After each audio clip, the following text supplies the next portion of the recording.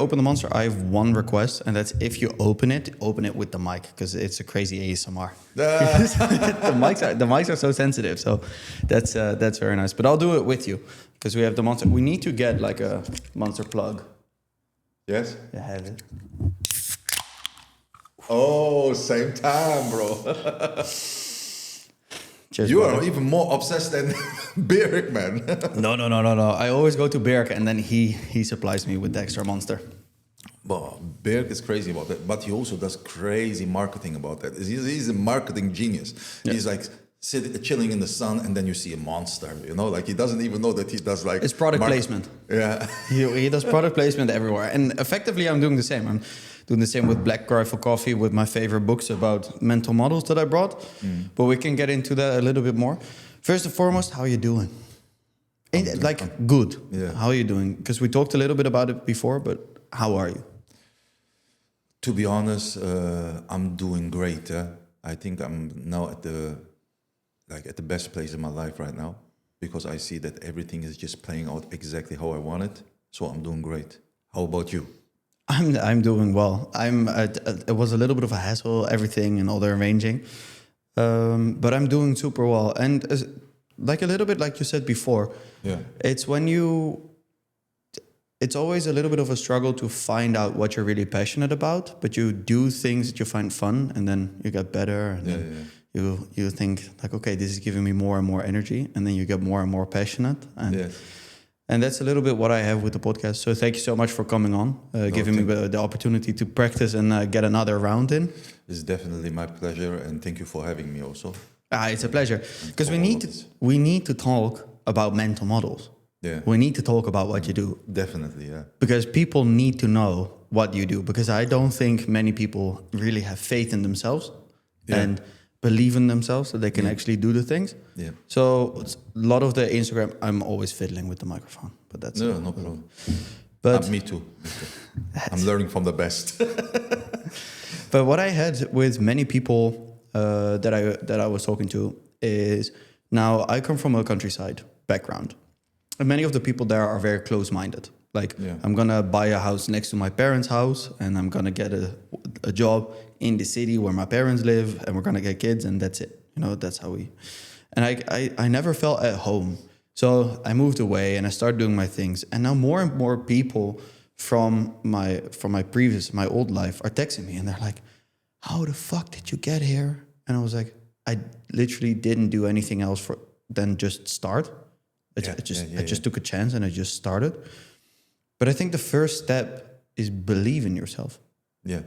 What do you have to say about that, professional?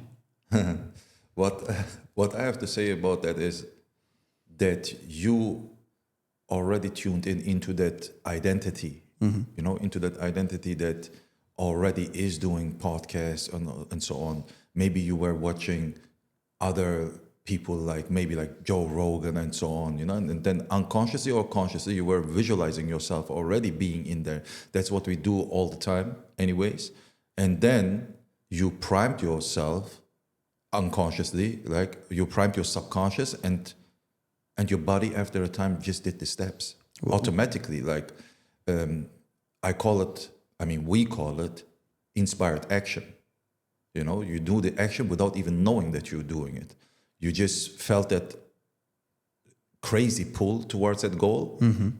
And then your body just did it, you know. I like to quote, I think Bruce Lee was it? He said, don't be like, I'm doing this. Be like, it is doing through me, you know. And what do you mean with priming? Because I'm not very familiar with the term priming.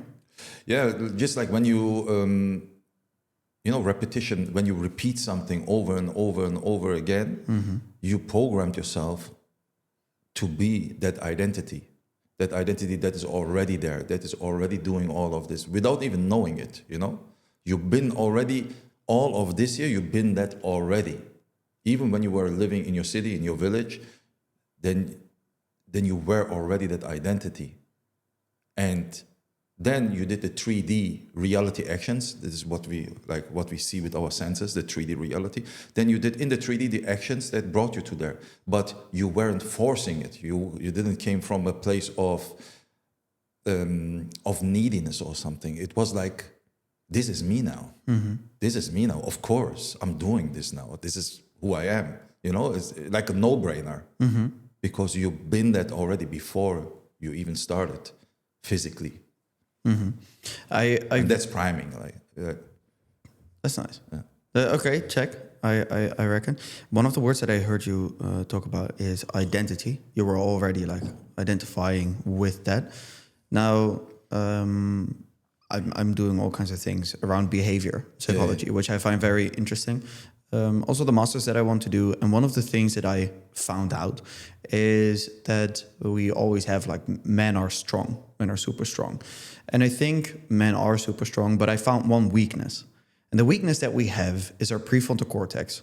So that's it's the rational thinking, it's the risk assessment, it's identity as well, and the saying goes, women grow up faster than men and we stay childish a little bit longer. We just grow, we never grow up. But that all stems in the prefrontal cortex. Our prefrontal cortex stops developing around 27 to 30 in most men. And that takes so long because we need all the experiences. We need to take more risk in order for our brain to get a more comprehensive view of, okay, this we can do and this we can't do. A problem that we have within that is identity. Young men are super susceptible for identity. When you go to the movies and you watch James Bond, the next day you're going to Suit Supply or Atelier Munro or whatever, and you go get a suit and you're like, oh, man, I'm 007, want to get a gun. Yeah. Or if you see, any other movie and you see an aspiring person, you're like, okay, I'm going to take a little piece of that identity. And I found a big struggle because I've always wondered, like, who am I and what do I actually need to do? And I haven't really found out yet, except for just doing. So I'm doing this, and this is a little part of my identity. And you do more and more and more, and eventually you find out a little bit about yourself. So when you say this identity was already within you, how do you mean this was already the action, the passion? Yeah.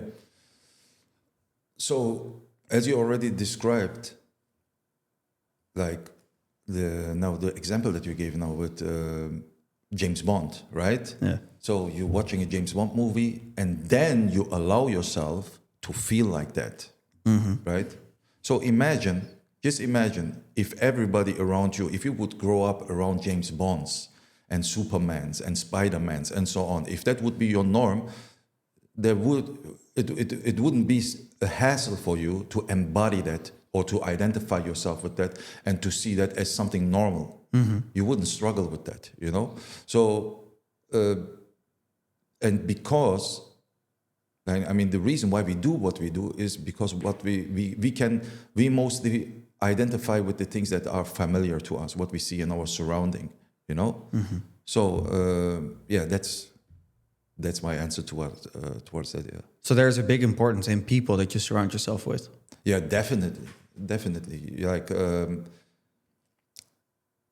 how can I say? Like, if you want limitlessness, then you have to have limitless people around you. You have to put yourself into the unknown, and only in the unknown the magic gonna happen.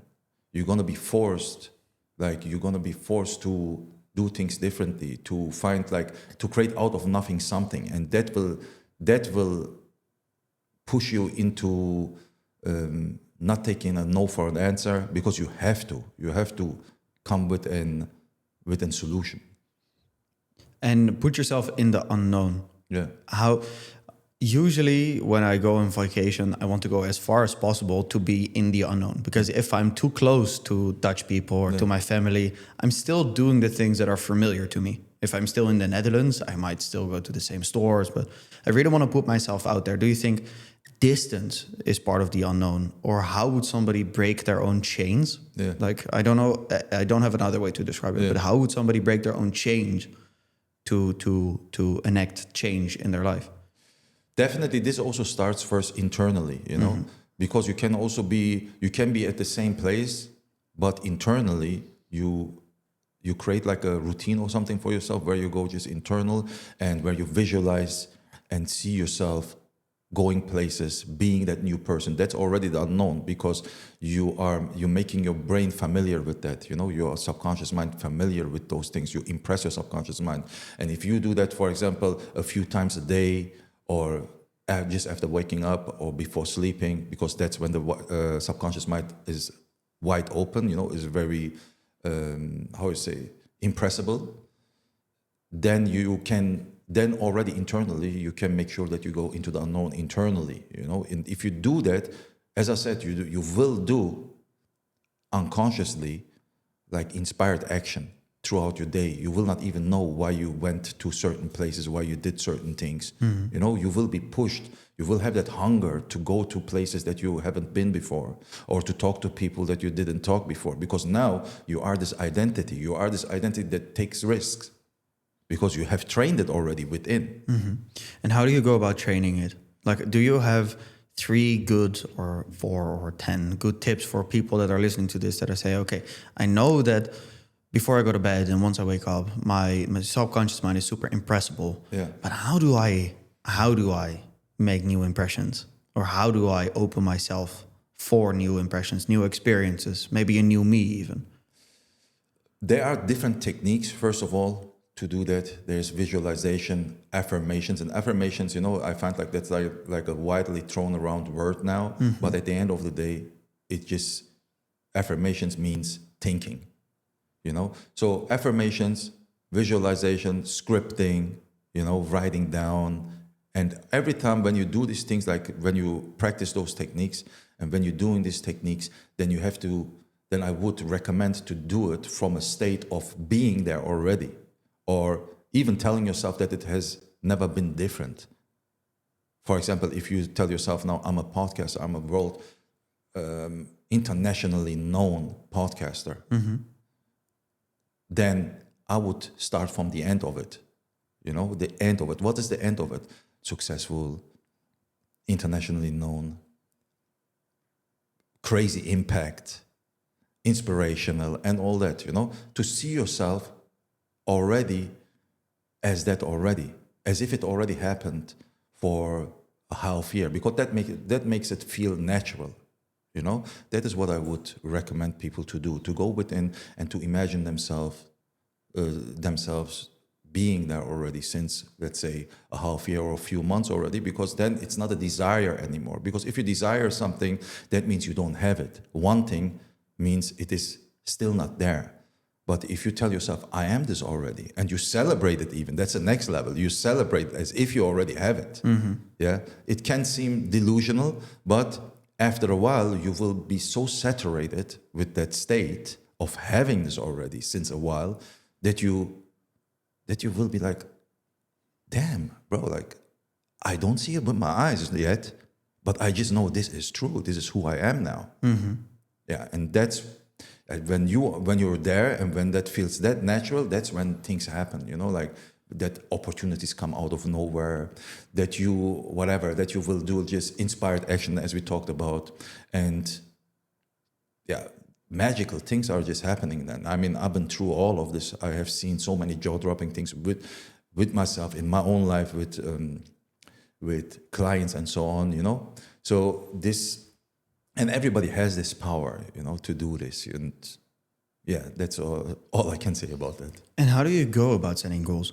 Because I really resonate with, you have to believe that this is just going to happen, or believe that this is already happened. Yeah.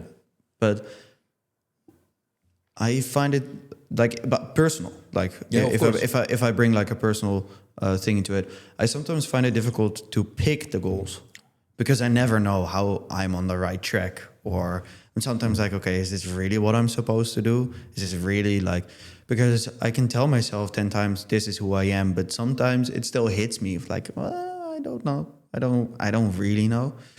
Is it something you should just ignore? Is it just something you should take into consideration? What you exactly know? What do you exactly mean by I don't really know? More like that you doubt that you are this identity now, or that you don't really know what you want to be or what you want to achieve? What is it exactly? I think a little bit of both. Like, if with the podcaster thing, I think like, okay, this is really what I want to do. And sometimes I have doubts, can I actually pull this off? But sometimes I'm like, okay, but I also might want to be a cowboy. Yeah. Because that seems super, super fun. And why not both? Why not both? You know, that's what I'm talking I can make a cowboy podcast. Yeah. But literally, yeah. yeah, no, definitely. I'm wearing my boots at the at this moment. Yeah. But sometimes I have doubts. And I can imagine that like having the sheer confidence of like, okay, this has already happened takes away those doubts. But sometimes they still hit. What do you do then? Look, this is my first podcast, yeah? And even though this is my work, I had doubts as well when I came here. I had also like my old self trying to tell me stuff, trying to pull me back, because this stuff always happens if you make steps into the unknown, you know, because your brain is not designed to make you happy. Some of you maybe have heard this already. Your brain is designed to protect familiarity. And if you step out from that and go into a new territory, you know, and really claim your new identity, there will be resistance. You know, people can say, no, the resistance never happened for me, happens for me, I will not claim this, and then it doesn't happen because I'm the creator of my reality and so on.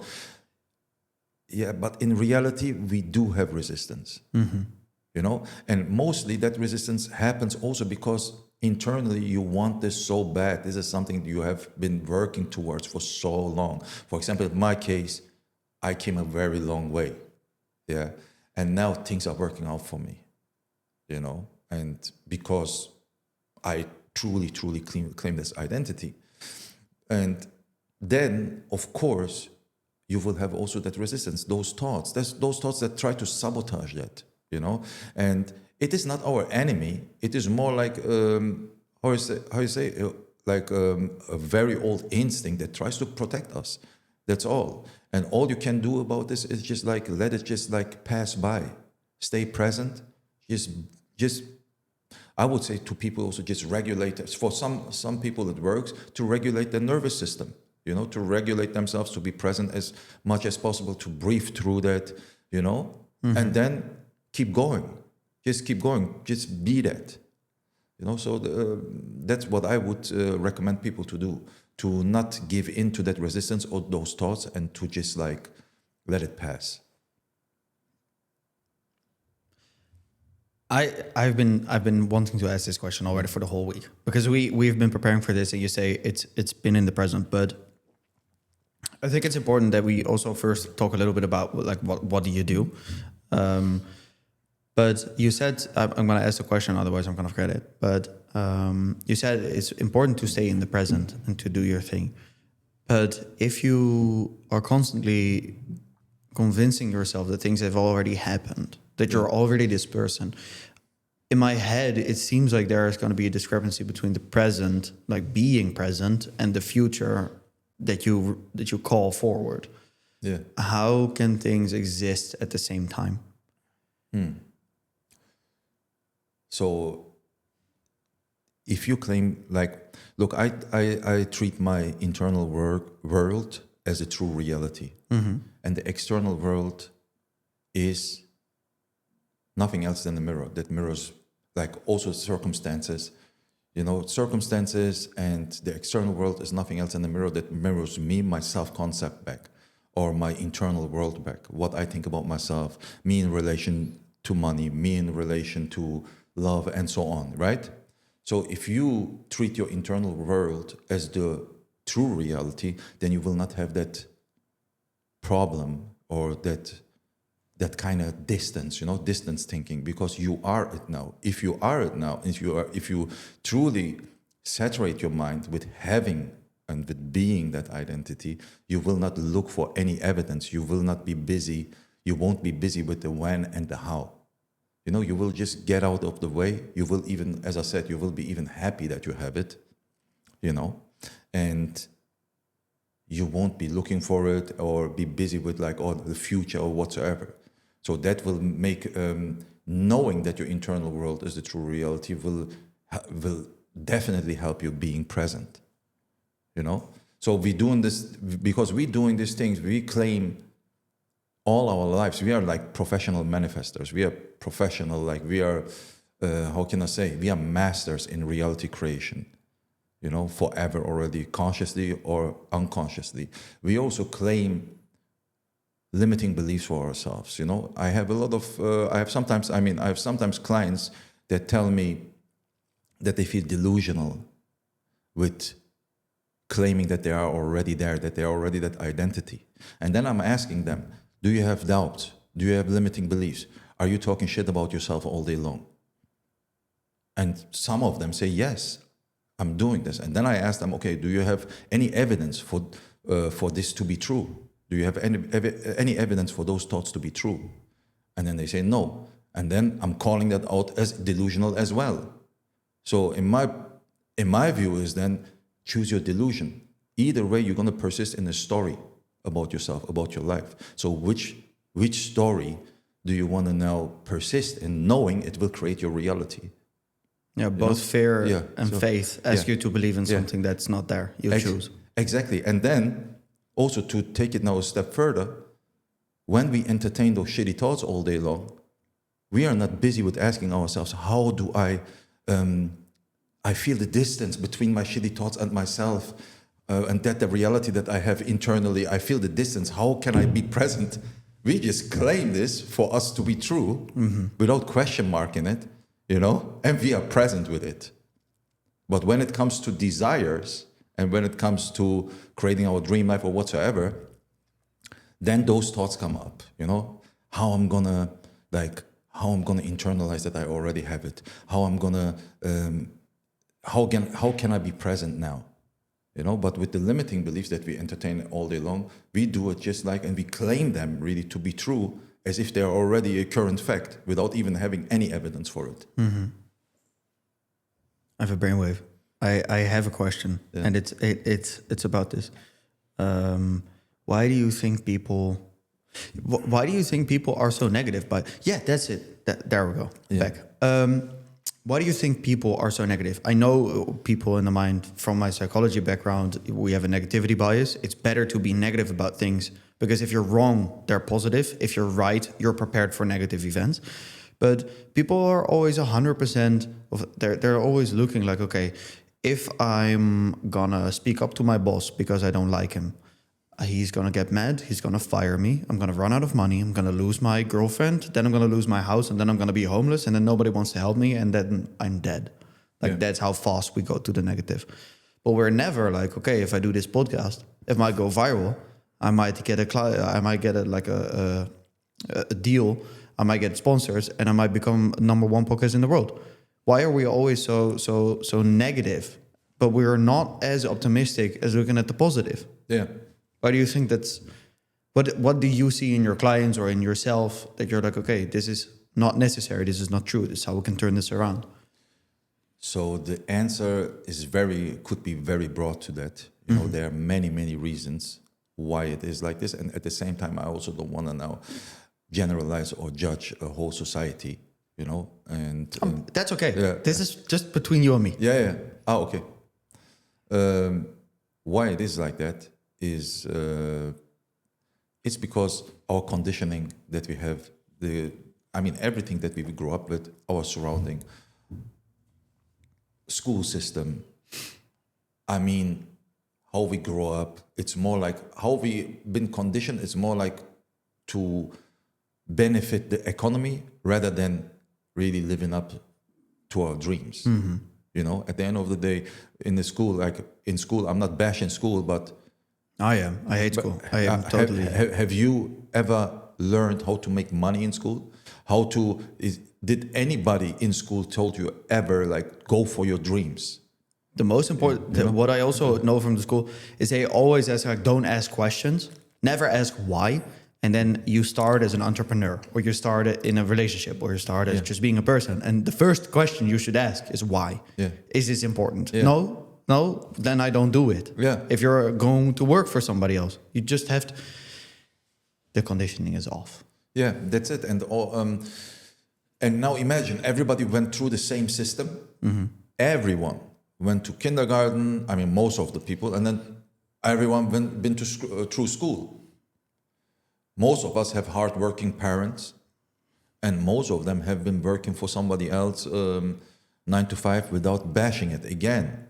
But all of this has also created a certain conditioning, And when I'm speaking about conditioning, I'm not bashing anyone, I'm not judging anyone, but that's just the fact. The fact is that we have certain brain patterns and certain conditioning, and on hand of that, that decides what we're going to do in life and what we think is possible for us and what not, and mostly, sadly, we are also bombed with all the news and with all of this stuff. All of this makes its way into our subconscious mind, and all of this also collectively creates a certain negativity, collectively, not only ourselves. And that's why you will have so many, you can talk now shit about life and how negative things are and how bitter you are and whatsoever, how hard life is, and there are no real friends in life, and women are like this and men are like this. And I swear to you, if you talk about this, you will find within minutes, you will find people who will join your conversation and who will love that conversation. Nobody bashes you for being negative. Yeah, but as soon you will talk about greatness and that everything is possible for you, I think you have to, you will be searching a bit longer to find somebody, to talk about those things. So that's why I see this work that I'm doing, not only like this is my work or whatever. I see it as a calling, it's like I feel like it's my calling to help people to take their freedom back from all of this limiting beliefs and all that. As a society, we are bombarded with limiting beliefs, insane. Already, before it was TV, now social media. If you scroll through social media, you see so many fake ass dating advices where man blame woman, woman blame man, and all that. And guess what? If you keep on blaming it and you persist in it, reality creation doesn't work only for your desires. It also works. It works for anything. Your subconscious mind is impersonal. Your subconscious mind is not going to say, "Oh, that's Sivan, he has shitty thoughts about women. Let's not produce this for him in reality." In this case, the mirror will not work. No, it will work for everything. The subconscious mind is impersonal. It will take you by your word. If you persist in thinking women are like this, women cheat, there are only feminists out there and whatever, toxic feminists or whatsoever, then that's exactly what I will see. That's exactly what my subconscious mind will find me. It's like your subconscious mind takes you by your word. Doesn't matter what you persist in, it will think okay, let's produce that form. Life is shit, okay, let's produce life is shit. Yeah, but it is true. Neurobiology has proven this. Subliminal by Richard Lodinoff. It's the lowest there. Yeah. He's a PhD and he's a neurobiologist and a PhD and stuff. And he was it's inefficient for the brain. The number one priority for the brain is be efficient and be right, because it's right. It's efficient to be right. Yeah. Because it creates pathways. Yeah. In the brain, and as long as you are right, it doesn't have to remake those. Yeah. So everything that you put in your brain is gonna look as a confirmation bias, is what the term is. You have a confirmation bias. Oh, you only get the examples of the things that already justify whatever you are thinking already in the first place. Yeah. And one of the insane statistics that he used is there is a big difference between the conscious brain and the subconscious brain. Yeah. So you get bits of information into the brain. And you have an X amount of bits of information that come into the conscious brain. And you have an X amount of bits of information that come into the subconscious brain. I'm going to get this wrong, but I'm going to ballpark it right. You get, 16 bits of information into the conscious brain. You get 20 million bits of information into the subconscious brain. We hear everything, but your brain filters out everything that's not relevant for the puzzle that we already have in our head. So we get everything in, but it only shows us to the conscious brain whatever confirms that we already have in our head. Yeah. I know those numbers are not right, so I'm going to put them in the screen here, what the actual numbers is. But it is really something in the ballpark. I know I'm not far off. I just don't know the exact numbers. So that's what the confirmation bias is. Yeah. You only see what you're programmed to see. Yeah. But how do we go about reprogramming? Well, impressionability, surrounding yourself with the right people. Yeah. Any other tips? I would go, to be honest, I have studied those information as well, by the way, and you're totally right about that. And I also don't know the numbers for sure. And it is not easy, to be honest, it is not easy to truly get rid of all these limiting beliefs and to persist in that new identity. Because by persisting in a new identity, you're gonna override those old brain patterns and create new brain patterns. And that's why you will feel the resistance. Yeah. Mm-hmm. The resistance is nothing else. It's an outcome of your new brain patterns forming new pathways, like you forming new pathways, and you have to override those old brain patterns, and that's the resistance that you feel. But the more you persist in that new identity, the more you repeat and persist in this new identity, you will form, like, the new brain patterns will be stronger, and it will eliminate the old brain patterns that were standing in your way, for example, like limiting beliefs and so on. Yeah. And how to really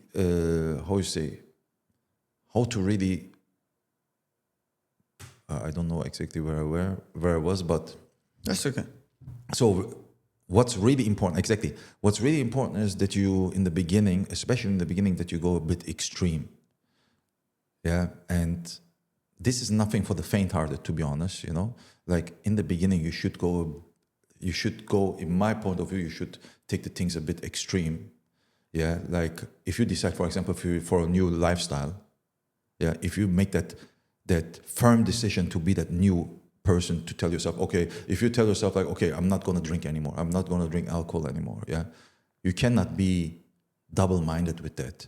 You really have to be firm. You have to be relentless with this, obsessed. Okay, this is now my choice. This is the new self. The new self is like this. The new self is like that. You see, that's identity creation, because you just don't want to go back into that anymore. You don't want to drink anymore. You saw the outcomes with that. So you have to be extremely firm with that to create that new outcome in your life. And the same thing is with thoughts and limiting beliefs and whatsoever. If you want to embody a new identity, I would tell people to not do that only in the morning or in the evening. I'm doing this all day long. Because either way, I'm going to entertain thoughts, but I want to be in charge. I don't want this. I cannot stand this automatic program anymore. I'm now, I would say I'm now at the level where I literally can see thoughts pass by that I don't like, and then I just grab them, and throw them just out of the window. And that's why I would say to get there, you have to be a bit extreme first. Yeah. Otherwise, you will stay double-minded for a long time. And double-minded stands for like you're the old identity and then again the new identity, and then you will have some breadcrumb outcomes in your reality. And that's why I would truly suggest. And as I said, this is not for the faint-hearted. This is not for everyone. Some people like to take things slow and all that, and it's all cool. I just say what worked for me and for people that I work with. First, I take things very slow and all that, but after a while, just like a coach, after a while, I'm saying, okay, now go all and don't look back anymore. Don't look back to the old identity anymore. Really keep on impressing your mind and keep on saturating yourself with that new identity, Because the old identities, they're so fucking stubborn. They're so stubborn. Yeah. They keep coming up. Yeah. Yeah. And that's why I say saturating, that you feel like, okay, this is me now. This is really happening now. This is who I am now. And the crazy thing is the external world will show you evidence, 100%. Like, I always urge people to go and test it for themselves. And they have always crazy outcomes then, in their life, like different outcomes, yeah? And for example, with my clients, most of my clients lately, they get already results after the first session. Why is that? It's not magic. It's because we go so deep, we talk so deep about the new identity and about their self-concept and throughout the session, so many epiphanies are happening and so many aha moments that they shift without even knowing it. And then after our first session, maybe a day after or a week after, I get the message, Sivan, you don't know what happened to me. This and that happened to me. For example, with Birk, the same thing happened to him. His brother, same thing. And so many other clients who had the same thing. That's because when you shift into a new identity, reality has nothing else left but to prove you right, but to mirror that back to you through circumstances, people, and so on. I think this is a very good moment to go into a little bit into what you're doing, because I already have the background information. I talked to Berk and I talked to Carson, etc. So you're working with reality creation, identity formation, and so forth. You just gave a couple examples of people when I had the first session, but what is it that you do with people? What is it that makes people have these epiphanies? Yeah. Like, what questions do you ask them? And you don't have to give us all the ballpark. This is just a plug for the business. But what is it that you help people with? First of all, I would like to say that this is nothing new. I'm not the creator of this information. You know, I'm not the one that this information has been around for ages, forever. You can find bits and pieces in religion, even in different philosophies, and so on. Yeah, spirituality, in science, and all that. Yeah, so it's nothing that I have created. Yeah, but I would say I would really say that I'm naturally gifted in getting people to a certain level. That always has been my strength. Certain level of of what? For example, I started, as you know, maybe I started as a dancer and choreographer. I know, but people are listening or looking. Yeah, they don't. I started as a dancer and choreographer. Yeah, and I was also involved in the fighting world, like kickboxing, Muay Thai, and all that, and also other artistic stuff. And I started with I come from the hip hop world. And I trained also, I mean, first of all, I had this dream to be a dancer and choreographer, and there was no evidence that that is possible. My parents was hardworking people, you know, immigrants and all that. I have a Kurdish background, so it was a pretty hard reality where I came from.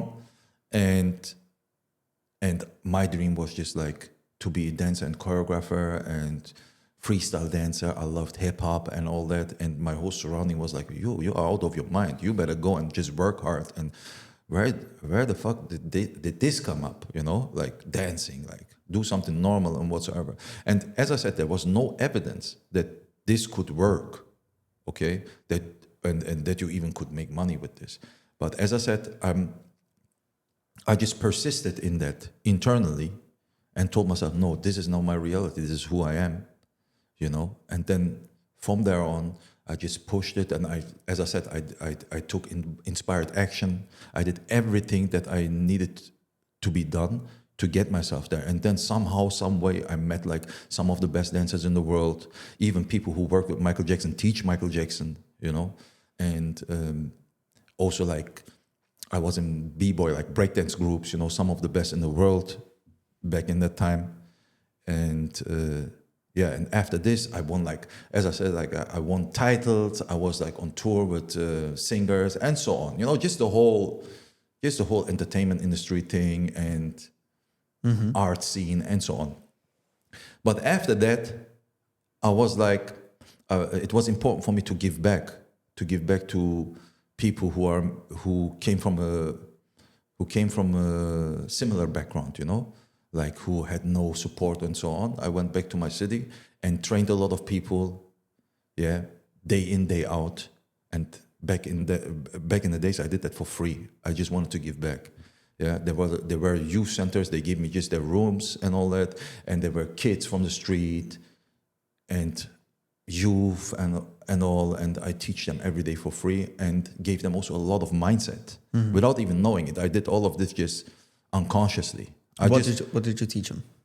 I teach them just like just what I did, to just be extremely delusional, to not take no for an answer, to be extremely stubborn, to not take reaching your goals. in reaching your goals, like to not accept reality, to not accept what you see, to accept only what you want for yourself, to only take that as a reality, and also that paired with dance and movement and everything I've learned, that was the training I gave them, which then like created some of the best hip hop dancers in the world. One of my students is one of the best in the world, and all the others, like there were more people, they became great and so on.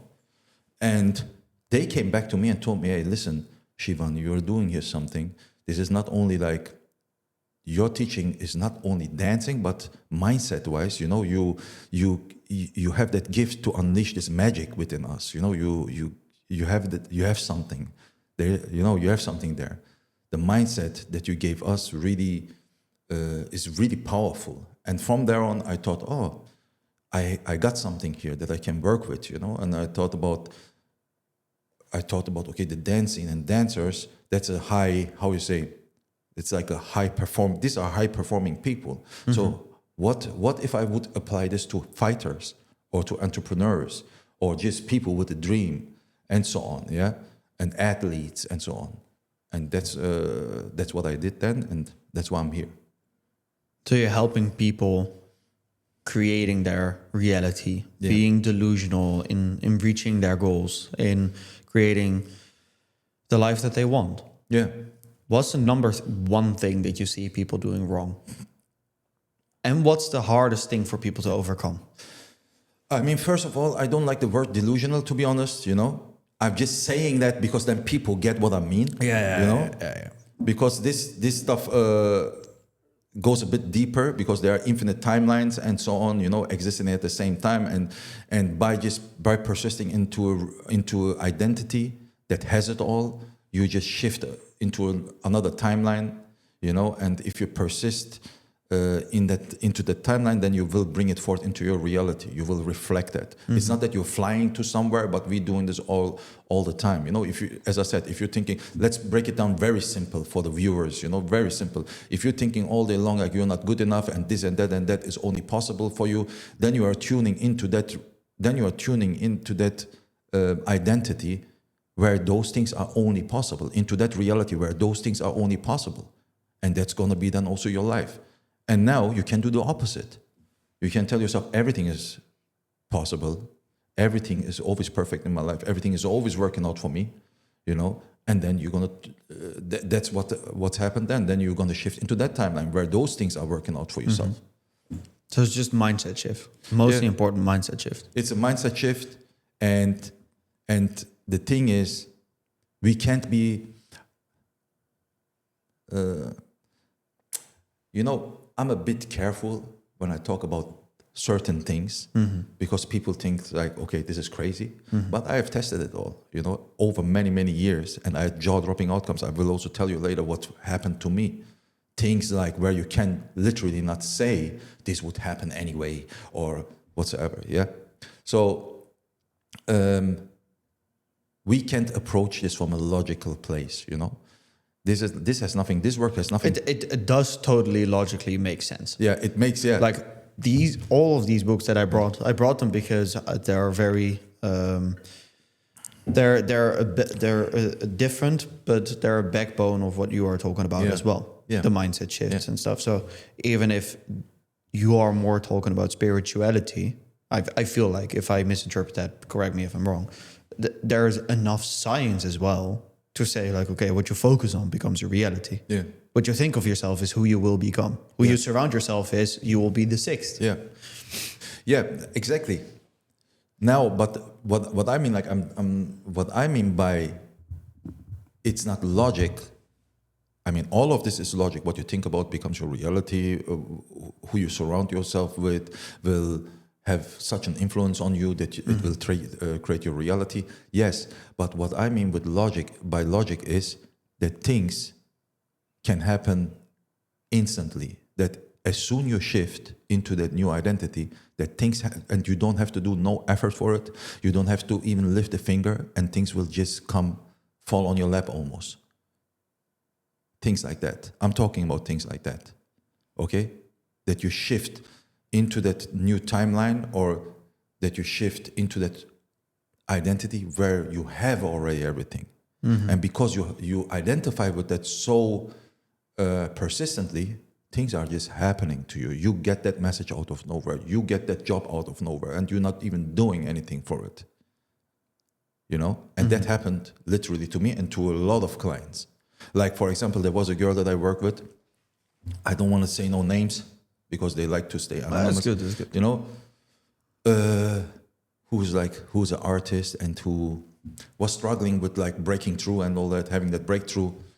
And then she came to me, we met also very randomly. And then she came to me, and then after a while I saw just like that she had like abandonment issues and all that. And we talked about it. And as soon she addressed that, you know, because abandonment issues, what is abandonment issues? I'm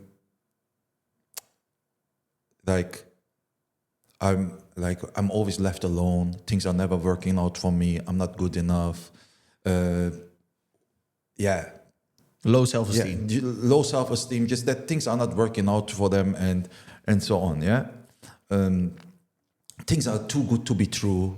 You know, when good things are happening, then many times people with abandonment issues have those thoughts like, "Oh, this is too good to be true. What if I lose it again?" You know, and with doing that, you manifest that also. You create that reality where that is true again. You know, you see how powerful the mind is. If you're afraid that your girlfriend's cheating and you're gonna look through her phone and stuff, and you're gonna be wary, you're pushing her away from you, and then that's gonna create. Yeah, exactly.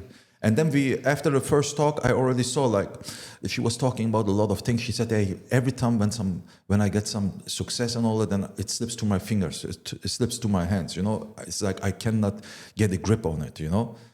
And then we were talking about more like private stuff and all that. And then I asked her, "Listen, did you had something in your family or something that maybe that has created abandonment issues, or do you have like some mother wound or father wound?" And then she said, "Yeah, my father wasn't there in my life and all that, you know." And then I said, "Okay, that's the reason why you feel like, why you always have something in the background, you know, like some thought of some voice of that you will be let down. You fear that to be let down." I had the same thing too. I know exactly what I'm talking about. And as soon we worked on that, you know, she started to feel feeling like a priority, that everything is always working out for her, you know, that she feel prioritized, that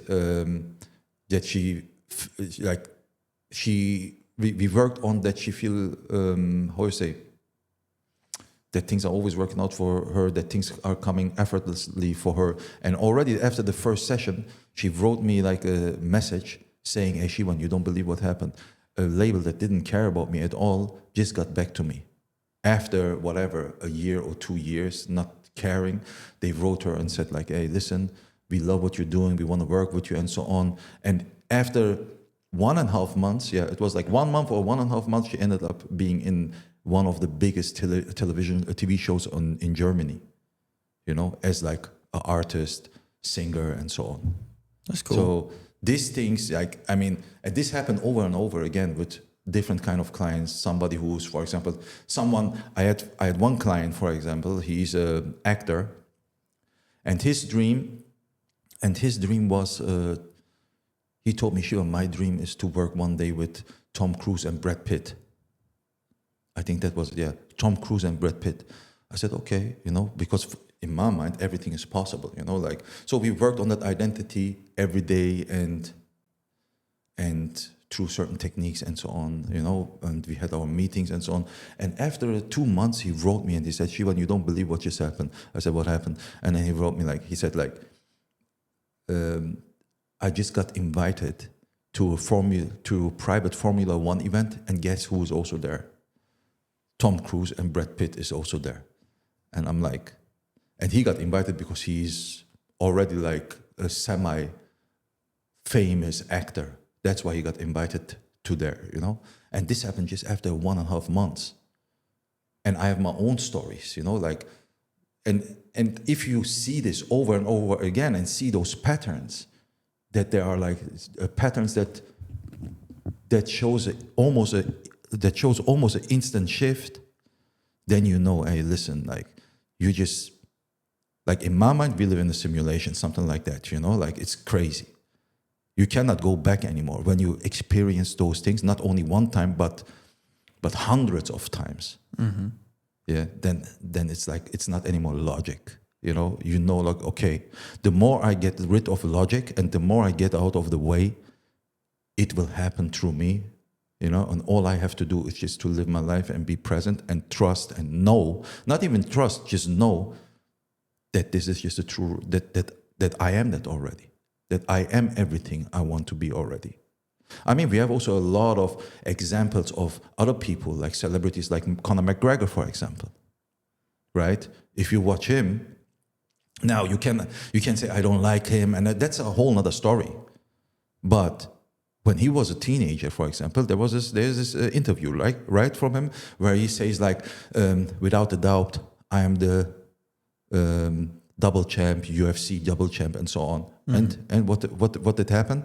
Exactly that. And in those times, he couldn't even fight that good. And he over-earned Ronaldo. Huh? Had you seen that he was in the ring before he was a famous fighter, and he met Ronaldo? Yeah. And he had a private jet, but McGregor didn't have, and he was like, "There's gonna be one day I'm gonna have a private jet." And Ronaldo was like, "Yeah, wow." 10 years later, he out-earned Ronaldo by like 100 million. You see, and that's what I'm talking about. Sorry. Yeah, that's okay. Shall I tell you? It happens with the monsters. These shit are fucking. Shall I tell you my story?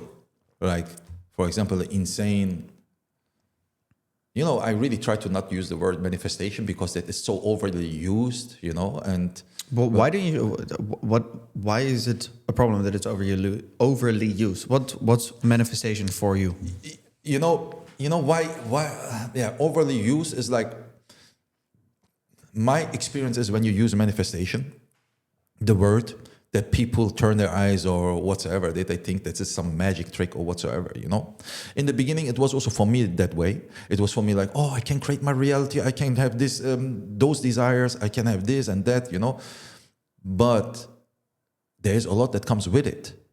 You can manifest or call in a lot of things or reflect a lot of things in your life, and you will have those outcomes and you will have that money and whatsoever.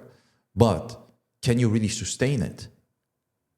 If you aren't that identity that can sustain those things, you will lose it again. It's just like the most simple approach to that is like explanation to that is, for example, somebody who wins the lottery, right? He gets whatever, how much million euros, but his identity is still the identity of somebody who's poor and broke, where money doesn't grow on trees, where he has to always struggle and whatsoever. And we know the story, right? They get the money, and after a while, they just lose everything again. So this, like manifestation, reality creation is much deeper and much more complex than just getting things, Because people always tell me, okay, and I don't say that because people should come and work with me. They can test it and they can find it out. It's really not a must to book coaching with me, yeah? It's really not like you can do this by yourself and figure it out yourself. But we can definitely speed it up with this work, because you don't have to fall on your face how I did it, So, you might as well just shorten the time. But what I want to say is just like, so when what's really important is to become first that identity that is worthy, that is successful already, that is prioritized, that feels prioritized already, And then when you get things in, that you get things in, that you get your desires, is just a side effect then. You will not be blown away. You will not put that thing on a pedestal because you have it. You will not be the slave of that. You will know, I am source. I'm the reason why those things are here. Yeah? You will put yourself on the pedestal, and you will have those things like in your life, and you will respect them, you will love them and so on, but you will not be like, how can I say? You will not be desperate for them. Yeah?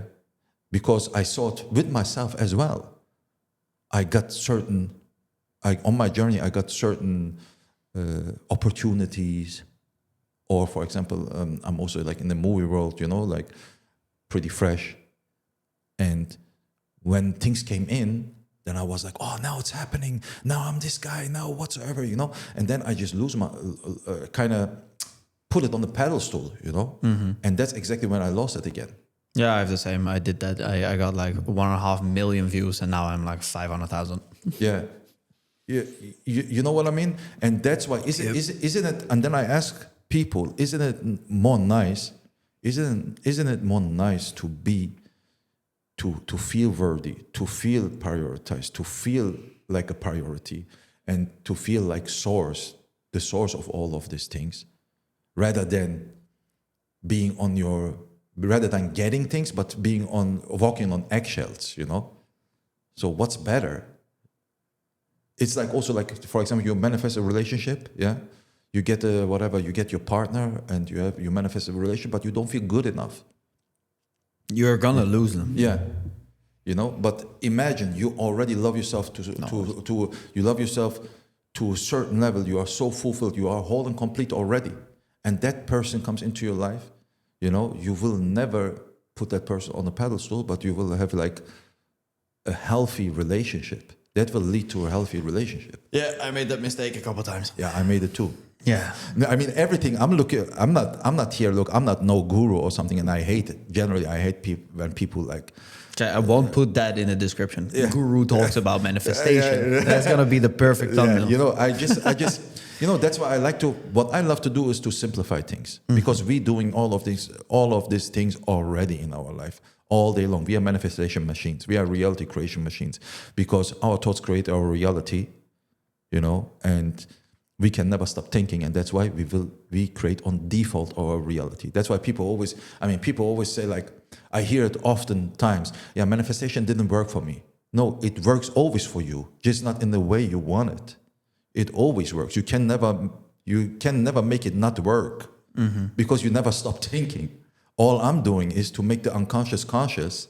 I help people to make the unconscious conscious and to take the power back, knowing now, hey, my thoughts create my reality. Okay, I better stand like a guard at the door of my mind, and I now decide what thoughts I will entertain throughout the day, knowing it creates my reality. So that's it. In real, that's simple. Yeah.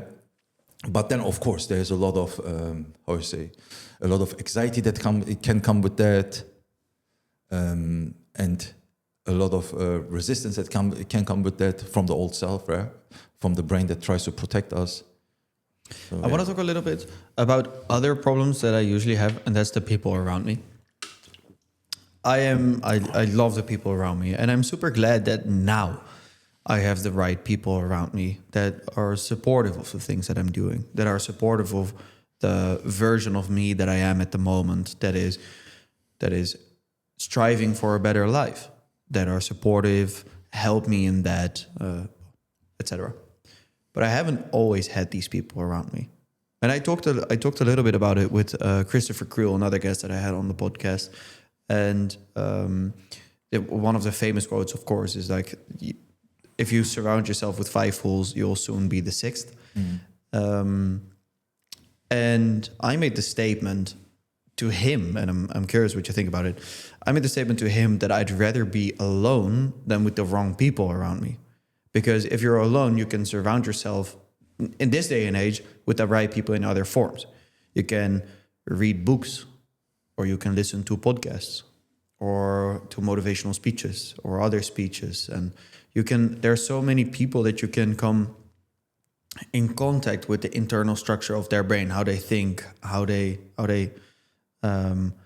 create a reality. It's topical, but yeah. That's what I mean. And then at least you don't have the negative people around you. He said it's better to not be alone because you need people around you, but not everybody supports you. How do you feel about that? I've been on both sides already, you know. I think it's a balance of both. Yeah. Because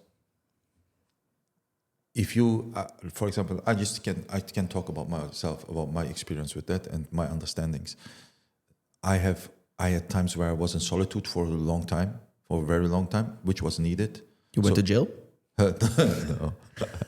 you know. But this, it was really conscious, you know, to say that, like, okay, I'm gonna go into solitude, and because there are certain things within me, certain blind spots that I have to really see, and that I have to reprogram and so on. Yeah, so it was really needed. But and then also that I isolated myself also and did exactly that, because I didn't have those supportive people around me, and I thought, okay, it might be better to be alone, because then I can really live up to my potential, live up to my visions, and then I just surround myself then with people like podcasts, whatever, you know, all of these books and so on, you know. And that's great, literally. I mean, there's different phases in life. You need that, you know. There's that phase where you have to go just, where you have to isolate for a while and do your homework and learn and all that. But to apply those things, you have to be also in society. You have to be also, you know, you are a part of the society. And I felt also like that I unconsciously started judging society, You know, like, oh, look at them. They have all these limiting beliefs, and they're this, they're that, you know. And then what can happen then is that we become a bit, that we become a bit arrogant, maybe, you know, that we think we are better than others, yeah. I say, like, I would say, like, as a human being, we all have the same value as a human being, but then we can also, like, decide what we're going to do with our minds and what we're going to create in our lives. But it has to be in, it has to be in balance. You know, people call that, for example, spiritual ego or whatsoever, yeah? Or in the self-help community, you have a lot of people that do everything by the book. Especially, I see it like with the younger generation. They do everything by the book. They watch whatever, Huberman Lab and all this different, and no shade, yeah?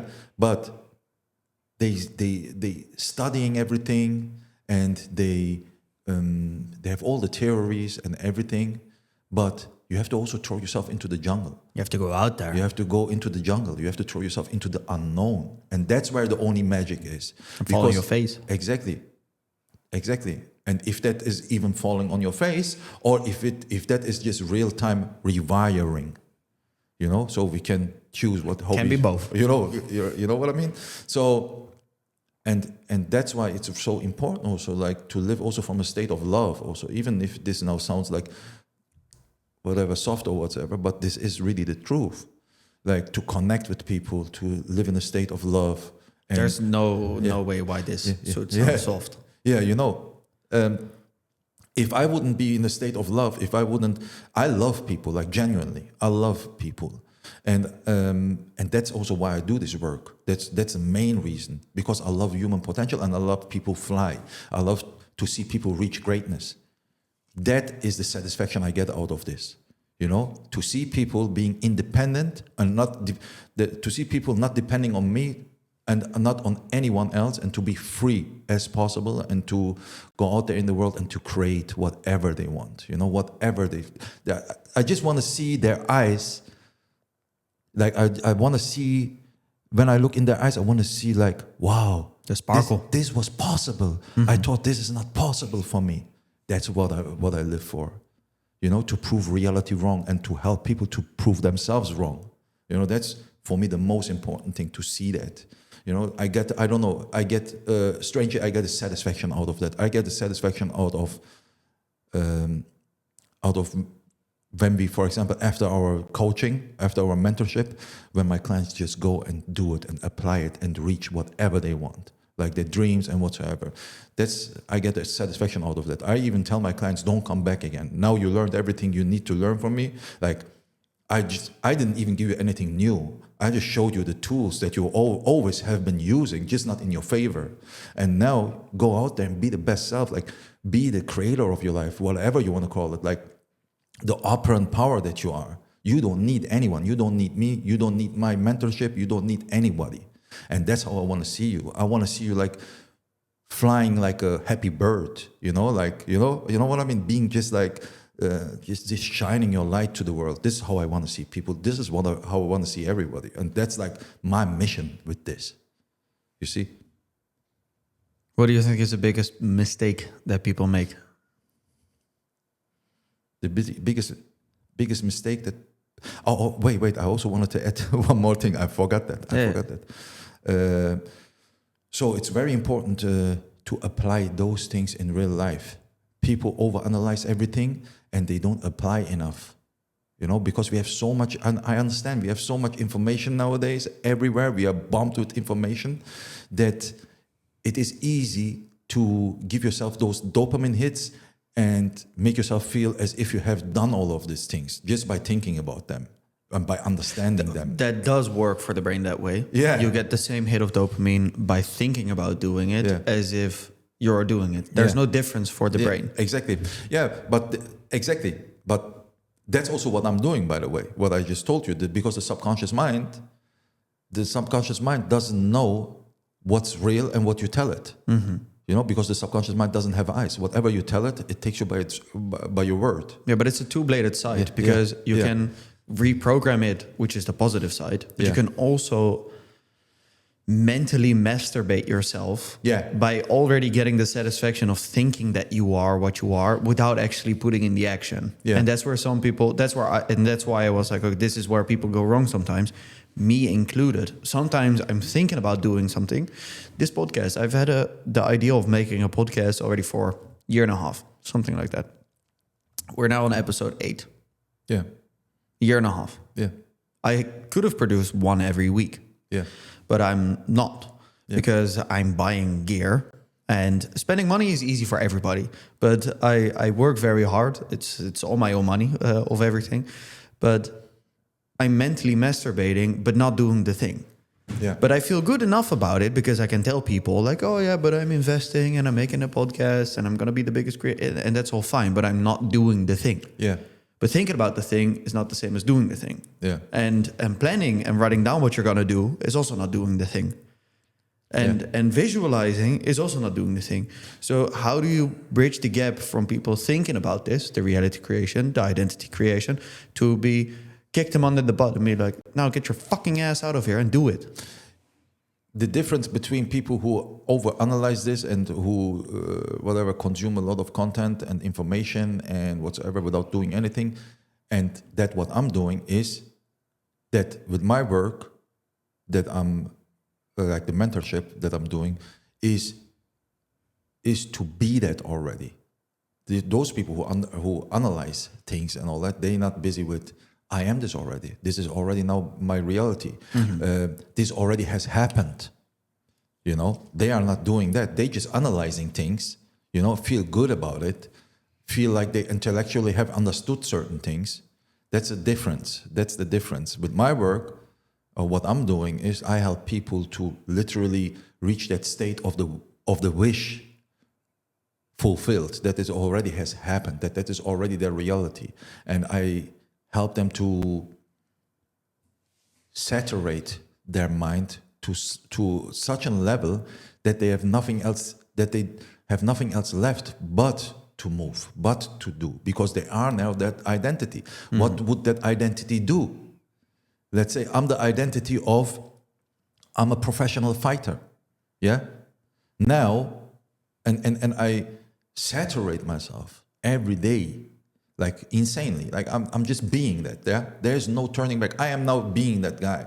I'm that guy that's like whatever, amazing fighter and whatsoever. Yeah, what will happen next is that it can happen. It can happen in many ways. Yeah, depending on your belief system. If you believe like, okay, I have to now walk to the gym and do this and that, and I have to struggle a lot to get there, then that's going to be your reality. But if you think like, you know what, I'm just now embodying the identity of a fighter, and I just get out of the way and I see what's going to happen, and I am this now. That's it. I'm just living my life.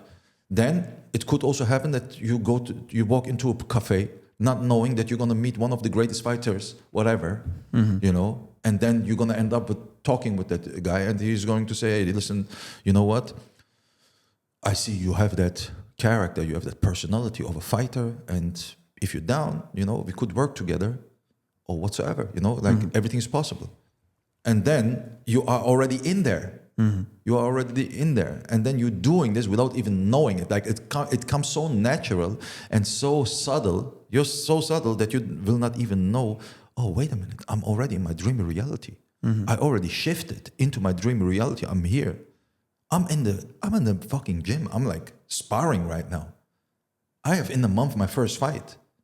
You see? So that's the difference of embodying this and really understanding I am this now. There is no process. That process thinking that we all have, you have to crawl before you can walk. Things has to get hard before they get easy and all that. If we claim that, yeah, that's going to be our reality. But if we tell ourselves, no, I am this now. And I am this now, and I don't care. I don't take a no for an answer. What you do then is that you clash space and time together to make there now. Okay, and then those kind of things can happen, that people just come in front of you, just on your road, and that they would say like, you know what, let's train and all that, and you will do inspired action, and you will end up, maybe even in the ring, you will think like, damn, I'm here. What the hell?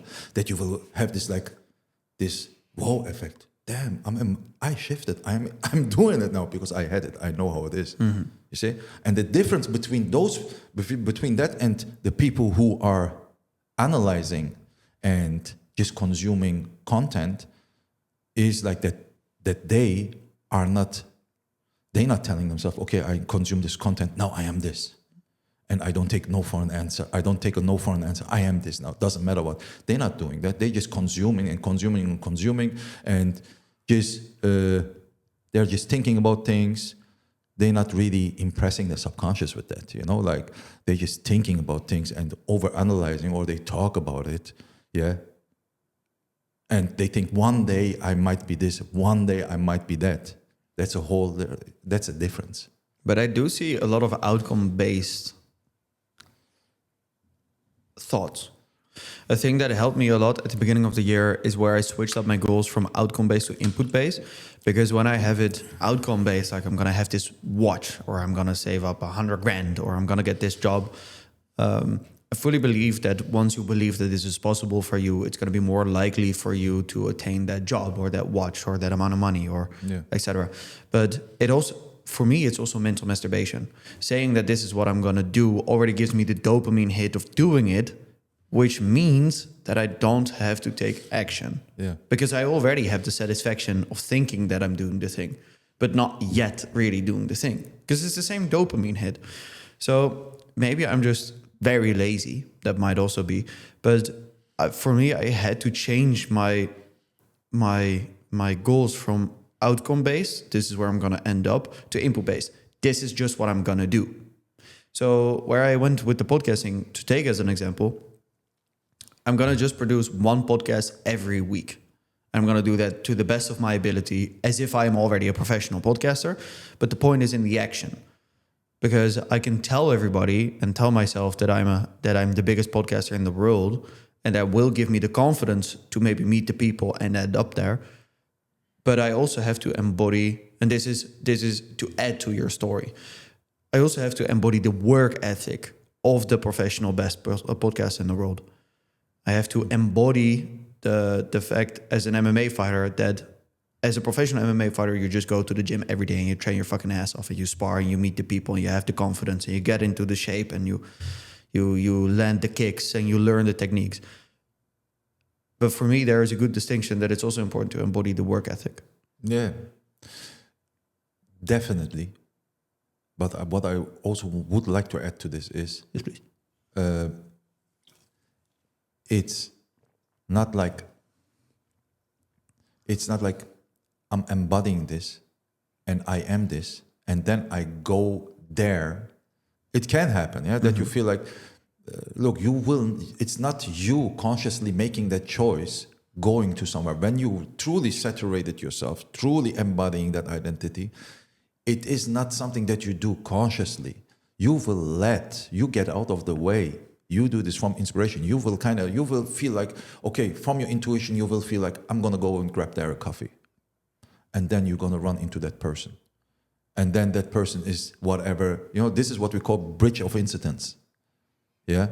There's like the incidences that you meet people and they talk exactly about that what you have impressed your subconscious mind with, okay? And they can mean something big to you. Okay, that's what I mean. I mean like almost magical moments. I don't mean like, that's what I mean with logic. But if you try to overanalyze this with logic, now I impress my subconscious mind. So what can I do now to make this happen? Okay, I have to go here. I have to do this. I have to meet this person. Okay, then you don't let the orchestration happen. The orchestration is like, okay, you know it better than us. You don't have trust in the unseen. Then you don't have the trust. Trust the universe. You have to trust. You have to have the universe. Yourself. Because you impressing yourself. That's how I see it. But to each their own. This is how I don't want to be like totalitarian. This is it. Like I'm also a student of this work, even though I'm working with many people. But as I said, like I like to stay a student in this. And so if you don't get out of the way, you will not let the magic happen. For example, when you was a boy, let's just take any kid. You cannot tell the kid like you are not Spider-Man. If that kid says I'm Spider-Man, that's it. You cannot tell anything else. You cannot tell that kid no, you're not Spider-Man. So and that's what I mean. Like the imagination. If you live in your imagination and get out of the way, and really persist in this is me now, and nobody can tell me different. This is me now, that's it. And I have to do nothing for it because this is me. If you are really this, if you say you have this, would you go out there and look for it? If I have this monster drink in my hand, I say, I have this monster drink in my hand, okay? Good marketing, by the way. Good product placement. I have you better fucking sponsor me now, dickhead. If I say I have this monster drink in my hand, which I have, what can I do now? What do I have to do now to get that monster drink? Let's figure out what I have to do now. Where is it? How could the when and the how? I'm not gonna be busy with the when and how when I have something. That would be crazy, right? So that's what I mean. That's exactly what I mean. If you give yourself something internally, you literally have it. You have to treat it as you have it, and that is the work. That is the work, to keep on persisting in. Doesn't matter what your eyes show you, dismiss your senses, and just doesn't matter what you see, doesn't matter what you hear, that you get yourself to a level and say, I don't take no for an answer, this is me, because I said so. And I don't need no reason for that to be true.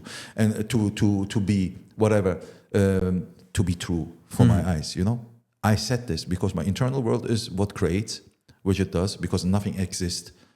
Nothing outside of us exists before we have imagined it. So if you persist in that and tell yourself, this is now true, I don't have to look for nothing because it is already true. So if I have it, if you would have it, would you look for it? No, none. So, and that's what you always have to do. As soon the doubts come up, you tell yourself, it's already done. I already have it. Oh, I forgot that I already have it. Oh, this already happened for me. Wow, nice. And then you have to satisfy yourself with that fact that you have it. That's all you have to do. And people tell me always, but where's the action? Where's the action? That's the action. That's the action. I have a question. Yeah. So I have this paradox in my head, because this is how I got my girlfriend. She yes, I took no for an answer. Like, I'm a very respectable, respectful young man. But I was like, okay, this is the girl for me. Yeah. And this is the girl for me. And she was like, I'm not interested. And I was like, that's all right. You don't have to be interested now, but this sooner or later. This is what I'm talking about. Yes. But if you say this is already fulfilled within me, if I talk about a girlfriend, for instance, and I said, okay, this girl is going to be my girlfriend, then I have to have a girl in my head. Or am I, because if I talk about love, for instance, I in the beginning of my relationship, I didn't love myself enough. So I was like, okay, she's going to be responsible for my love.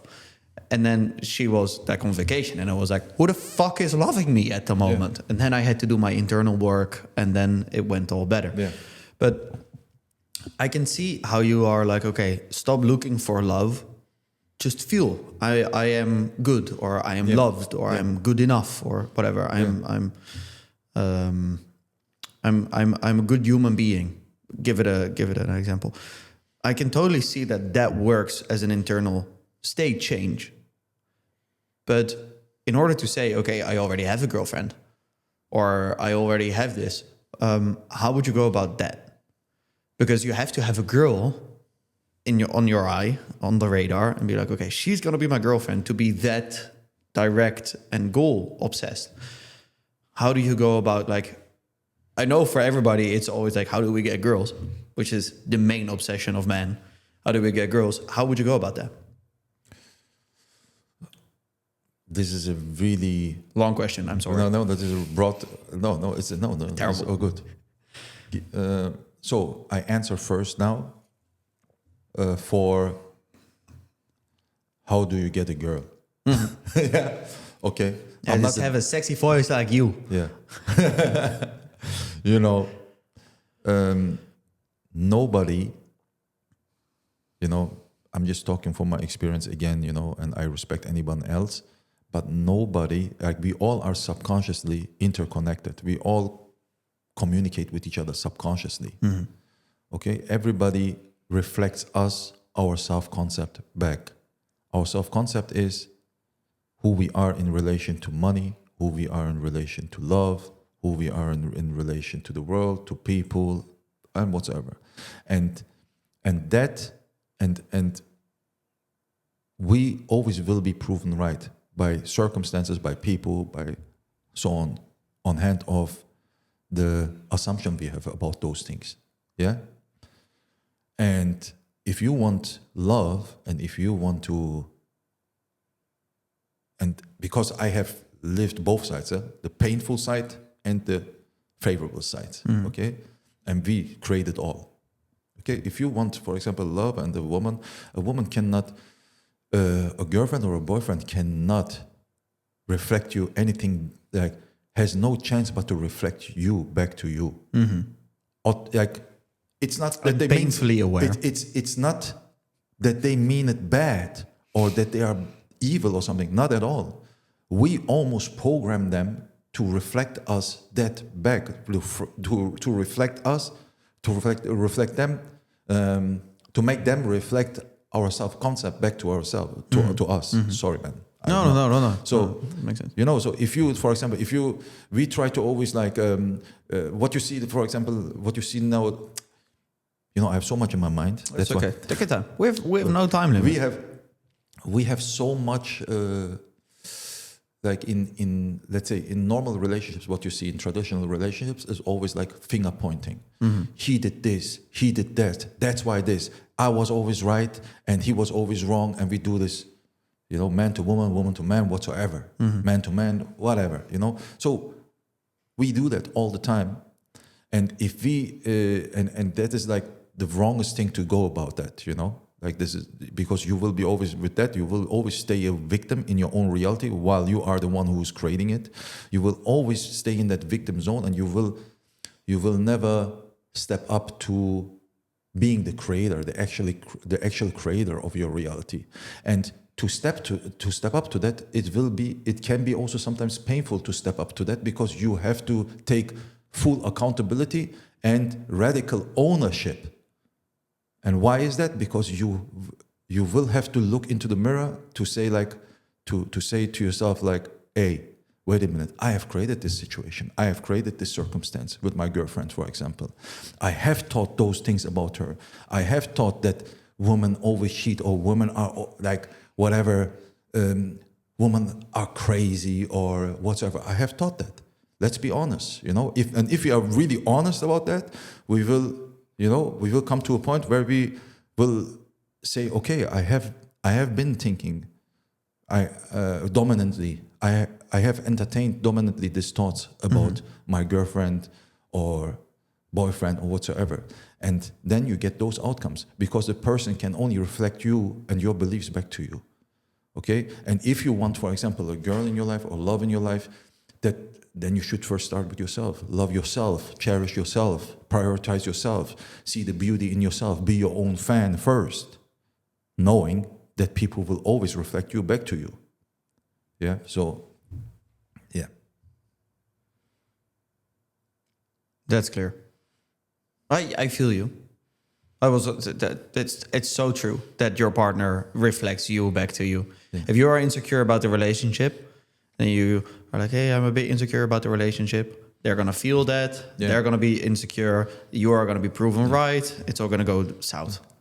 So it starts with yourself. Yeah. Let's for example, if I can add something to that. Yeah, true. For example, when let's take a very simple example. Man always cheat or woman always cheat, doesn't matter. Yeah, man always cheats. If you have, for example, if you entertain the thought that your girlfriend always cheats or that woman generally always cheat, then you will already look out for that. You will already look out for certain things and whatsoever. And when something small happens, you're gonna be like, oh, you see, I knew. You see, this is the biggest sign. This is a sign that she is like that. I knew women are like that. Or whatever. She's not answering you fast enough. You're not getting that message fast enough. And then your first thought will be, you see, I'm right.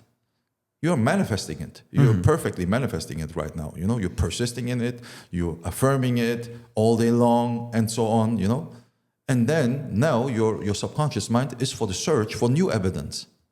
Yeah. And then what you're creating with that is a snowball effect until really shit hits the fan. You push her away by being a soy boy. And she might feel the ache for no reason. She might feel like something ain't right with this guy. I mean, I loved him and all that in the beginning, but something ain't right. But something ain't right here. That's why you have it always in the beginning of a relationship. There is this honeymoon phase, right? Because everybody has the best beliefs about themselves and about their partner, the other, right? And woman or man always come in. You know, love always comes in when you feel great about yourself. Mostly, like I think, if not always, when you feel great about yourself.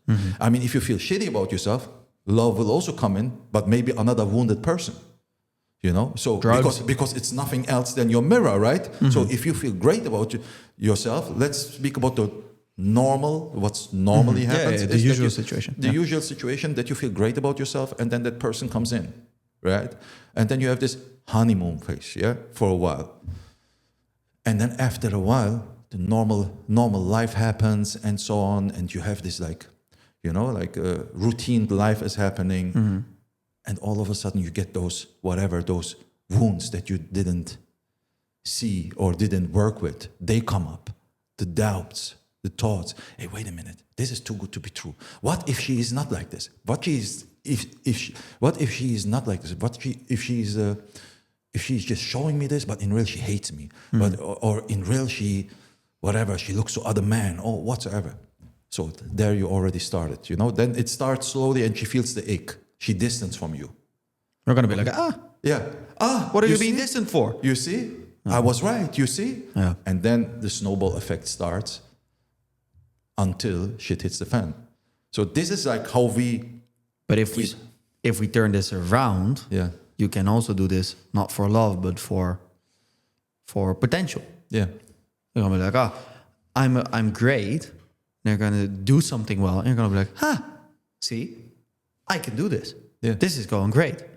And then that snowball effect, it can all go the other way. Definitely. If you are just conscious about what the fuck you're thinking about. Yeah. And that's why I'm also not. I'm not a fan of changing the partner. I'm also not a fan of changing the partner because we love to consume each other all the time. As a society, we love to consume each other. Oh, it didn't work out with this guy. Oh, somebody better will come on my way. This kind of thinking comes from a mindset of finger pointing. Like, okay, she wasn't good, so I'm gonna get the next one. She wasn't. Bro, you can get Miss Universe. You can get 100 Miss Universes. You can get the most holy woman in the world. If your self-concept is shitty, then she will turn into that person and will reflect your shitty self-concept. It all starts with yourself. Nothing to change but self. And that's why I'm saying, okay, if you have that's why I'm like, I really think it's good to solve it with that one person. But if you love that person and you see, okay, she reflects me certain things back to me, but what in me, what have I, let's be honest for a second. Let's be real with myself. You know, I gotta be real with myself. What have I been thinking all the time about her throughout this relationship? like dominantly? What have I talked about her? When I talked about her, what have I mentioned in conversations with my friends and so on, you know? And if we are real, we will find certain things. Yeah. And if we turn that around, yeah, for example, she's crazy. She is always doing this. This is always this. Guess what? It's always that because you have said it. You know, that's how powerful you are. No, you can just turn it around. No, she's always sweet. She always she's the best, man. She's just the best. And whatsoever. You know, if you turn that around and persist in that, you will see that she will reflect that back to you. Okay? And now, really important is, I don't say that you should stay in an abusive relationship. No. I'm not saying like no, but this is all generalized. Now like somebody's abusing you and you're like, I created this, and no, probably you have, and I don't knock you for that. Maybe you've been through hurt, you've been through pain, you have low self-esteem, and that person picked up on that, yeah, and has used that and became abusive. Yeah, don't blame yourself for it because it's just nothing else than a conditioning. Yeah, but take yourself out of that situation you don't have to knock yourself for you, but you have to take responsibility for take yourself first out of the situation. Don't let that happen again. Take yourself out of that situation as fast as possible, so you are safe first, mentally on all that, physically, mentally, whatsoever. And then, when that is done, then you can go within and wait and ask yourself, wait, what have I entertained? Who am I? Like, what do I entertain on a daily basis? I am not good enough. The world is against me. I always have to run behind people. I always have to prove myself to man and woman. You know, all of that. You know, and then like once you get yourself out of that, it's very important to be brutally honest, man. You know, to be brutally honest. And I've been through that. You know, and it was hurtful, you know. It is painful to see like, damn, I have created all of this. You see, it's not only like all wishy-washy and whatever fairy tales manifesting, you know, it's not all fairy tales. There is also this side. You have to be brutally honest. You have to have extreme ownership about the stories you have been telling to yourself and the thoughts you have entertained, which has created the shitty outcomes in your reality. Otherwise, you will not be able to consciously create your reality. You also have to acknowledge the thoughts that has created the unfavorable outcomes, not only the favorable. I like the word ownership. Yeah. I like the word ownership. Yeah. Because everything that we've talked about so far is about taking back ownership. Because you have the programming, you have the conditioning. Yeah. Take back ownership over your own mind, over your own thoughts. Definitely. If you have a relationship, sit down with yourself, take back ownership and responsibility. You have to take responsibility for your life. If not to knock anybody down, but if you're in a shitty place, I'm not saying you deserve it. I'm not saying it's all your fault. But nothing changes if nothing changes. That's it. You know, and that's why I'm so against this, like against hopping from relationship to relationship. But changing the partner is not going to help if there's a problem within yourself, because they keep reflecting, even if it's another person. That's it. And that's what I mean. And what this is going to be the Valentine's Day special. and what is the encouragement you get 9 out of 10 times from your friends when you just broke up with your girlfriend or whatsoever? There's enough fish in the sea. Get over it, man. There's like, you know, it didn't work. Get over it. No. Why did it not work? What is the reason? What have I entertained? And that is, if you stay in the relationship, if you stay in there and you change yourself and you develop and you go within and you see what have caused those outcomes, then you make just each other better all the time. You level up together. You make each other better. And that's what the relationship is about, to get the best out of each other. So, because you keep on mirroring each other all the time. That's what the relationship is. You are each other's mirror. And we should capitalize on that. We should see it as an opportunity to be better, to help our partner to make us better. You know, so that, you know, that's why I'm so against consuming other people and just like jumping from relationship to relationship to relationship, because that is a victim mindset. That is a victim mindset. Yeah, all these men, you know, they ain't like the man that I had, they were shit, and all blaming, you know, blaming other men or man, woman, you know, and then going out there and thinking that the solution is in Somebody else. yeah, somebody else, and okay, this didn't work out. It's like you're wearing like a piece of clothing. Okay, this didn't fit to me. Okay, I throw it away and whatsoever. Or you can go to the gym. Yeah, you know what I mean. Yeah. So that's why I'm so against that. Like, but I want to bring it back because we have the relationship, and I think that's there's some really good advice within what we just talked about. Yeah. But I want to get it back to the individual. How do you go about creating, especially a good relationship with yourself? Because some people are insecure. Some people don't have to prove that they are like, they have potential. They are a good person. They are a hard worker. And then we come back to the quote, self-esteem is not about screaming affirmations in the mirror, but having a stack of undeniable proof that you are who you say you are.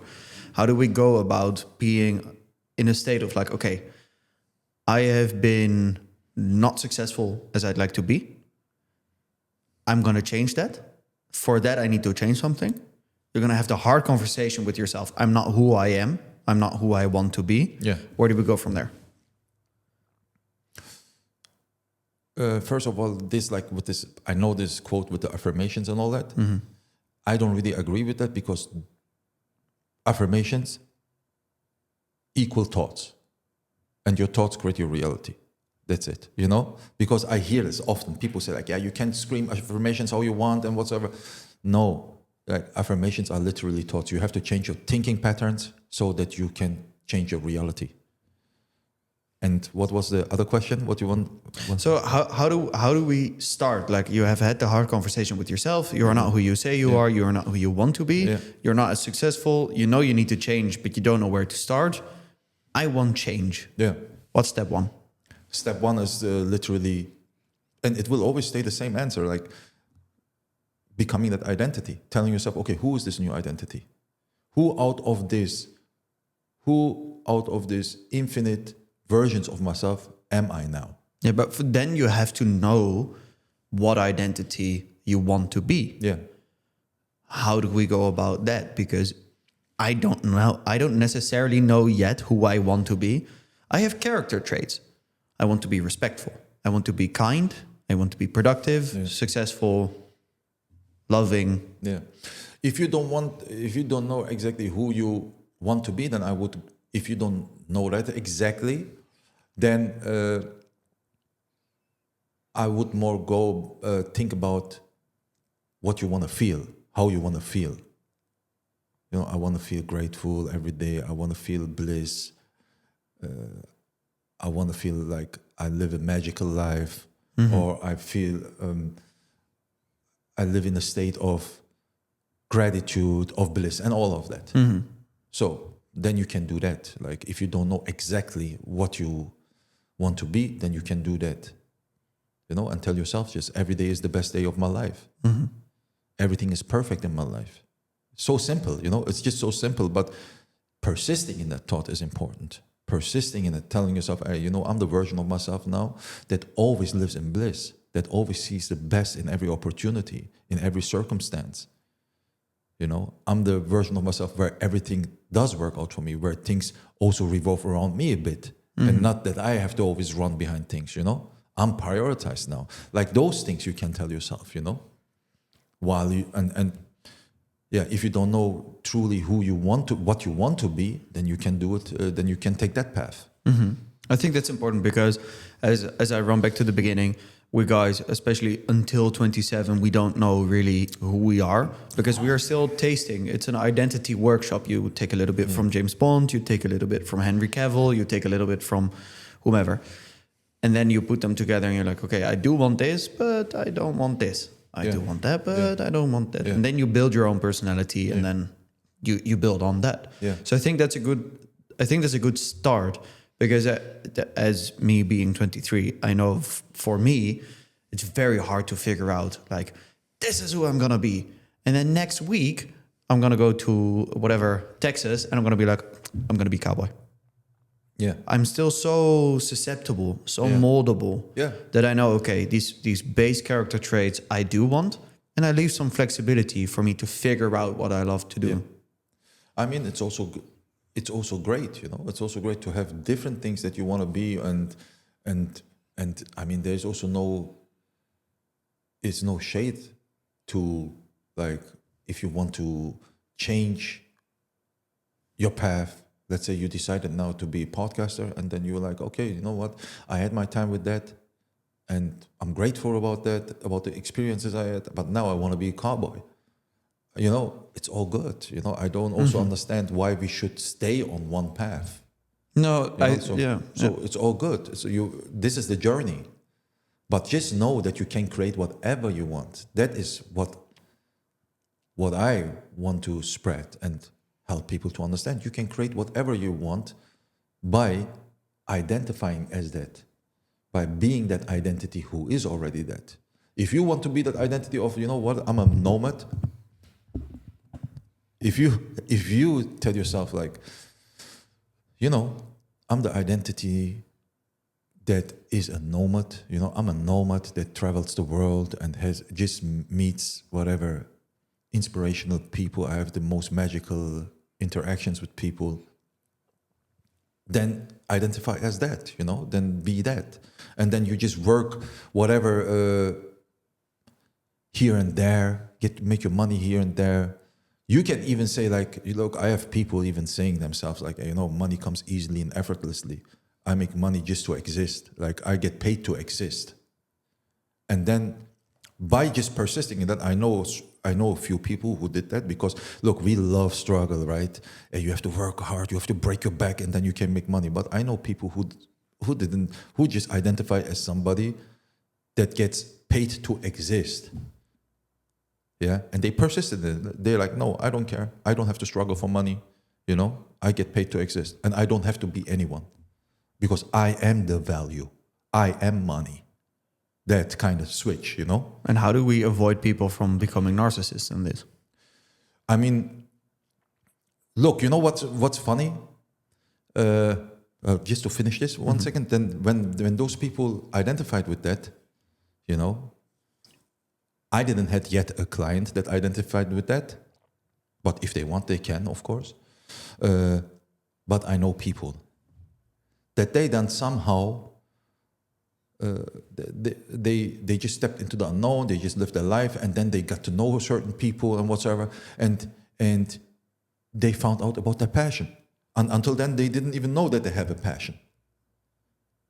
And they found out about their passion, and then they started to do things and enjoy their passion, and then got paid for their passion. And that is for them like existing, because for them it wasn't like work. For them it was like, oh, I'm just doing this and I love what I'm doing and I just get paid, and that's existing. That's existing. You get paid to exist, like that's literally existing. Or that answers my question. But you know what? I don't even want to figure this all out. It can happen from everywhere. It can even, look, on hand of your, I don't know if I now say it right in English, but on hand of your fate, it will be done unto you, onto you, on hand of your fate. So if you have the fate, it's up to you now. It's up to anyone. You can be like super logical, but how this going to happen? Okay, then it's going to happen now. Now the orchestration is going to bring it in a very logical way, so that you will think that this anyway would happen. Yeah. For example, I'm a bit more. I'm not a logical guy. I'm more like, okay, magic is real. Like, how I say, miracles are real. Because I have seen too much things. Also in my family, by the way, I come from a long lineage of conscious manifestors and all that, also healers and so that's why I grew up with those things. Also stories. Yeah, and if you believe that those things are possible, miracles are real and all that, then literally everything can happen. And I'm going to tell you also this situation with the movie industry and all that. Then you will really understand what I mean. But I forgot your question, like the main question. How do we avoid people from being narcissists? Yeah, exactly. And that is also, that I get that question often. Narcissist, first of all, is something like that's also a widely thrown around word, and there's Agreed. there's a Agreed. tiny amount of people who have that, and NPD. It's a psychological disorder. Yeah, you know, NPD, right? Is that I think. Yeah. Yeah. Sure. something like Doesn't matter. Yeah. yeah. It's a psychological disorder. Yeah, you see, and if you persist into reality internally, that doesn't mean that you go out there and use people and that you walk over dead bodies or whatsoever. You're not doing that. If you would do that in real life and go and because you feel now great about yourself, now if you go outside and or if you use people, if you manipulate people, okay, that would be a problem. But what I'm saying is just persist internally into that. I'm not saying go out there and walk over dead bodies and so on. And what I also find funny, because I get this question often, what I also find funny, if we talk shit about ourselves all day long, nobody will come to us and correct us and say, hey, this is narcissistic or whatsoever. Why, I see a problem here. But as soon you talk great about yourself, as soon you tell yourself that you're deserving only of the best, as soon you persist in that, then that raises eyebrows. But it doesn't raise eyebrows if you talk all day long limiting beliefs about yourself. You see how that is accepted? Yeah? How you will be put in a box when you talk greatly about yourself internally, when you believe in yourself, and when you tell yourself, I am this, no matter what. And all you're doing is just like you're not hurting anyone, you're just expressing yourself and you're just doing your thing and you believe in yourself as if that is already true. Then people will come somehow people feel like they have, it's their responsibility to come now to you and tell you, hey, that's narcissistic or that's whatever. But if you talk shit about yourself all day long, nobody will correct you. Why is that? Yeah, and nobody will raise eyebrows and say, you're talking shit about yourself. I'm like, you should change that because you're great. You're actually great. I mean, I don't say that there will be no people, but way less. So somewhere, as a collective, we have accepted Negative limiting beliefs. Limiting beliefs.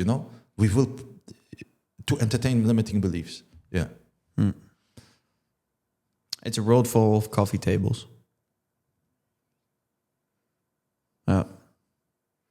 It's so interesting that people feel like if you feel bad about yourself and you feel like other people also should feel bad about yourself, I get that you're going to be going around and tell people like, hey, you're not as great as you think you are, you narcissist. But you have a very good point there, and that is that it's almost societally not accepted to be. I do not want to say full of yourself because that feels like I'm saying like you are better than other people. I don't think anybody is better than anybody, but I do think you have to believe in yourself. Yeah, definitely, and you have to.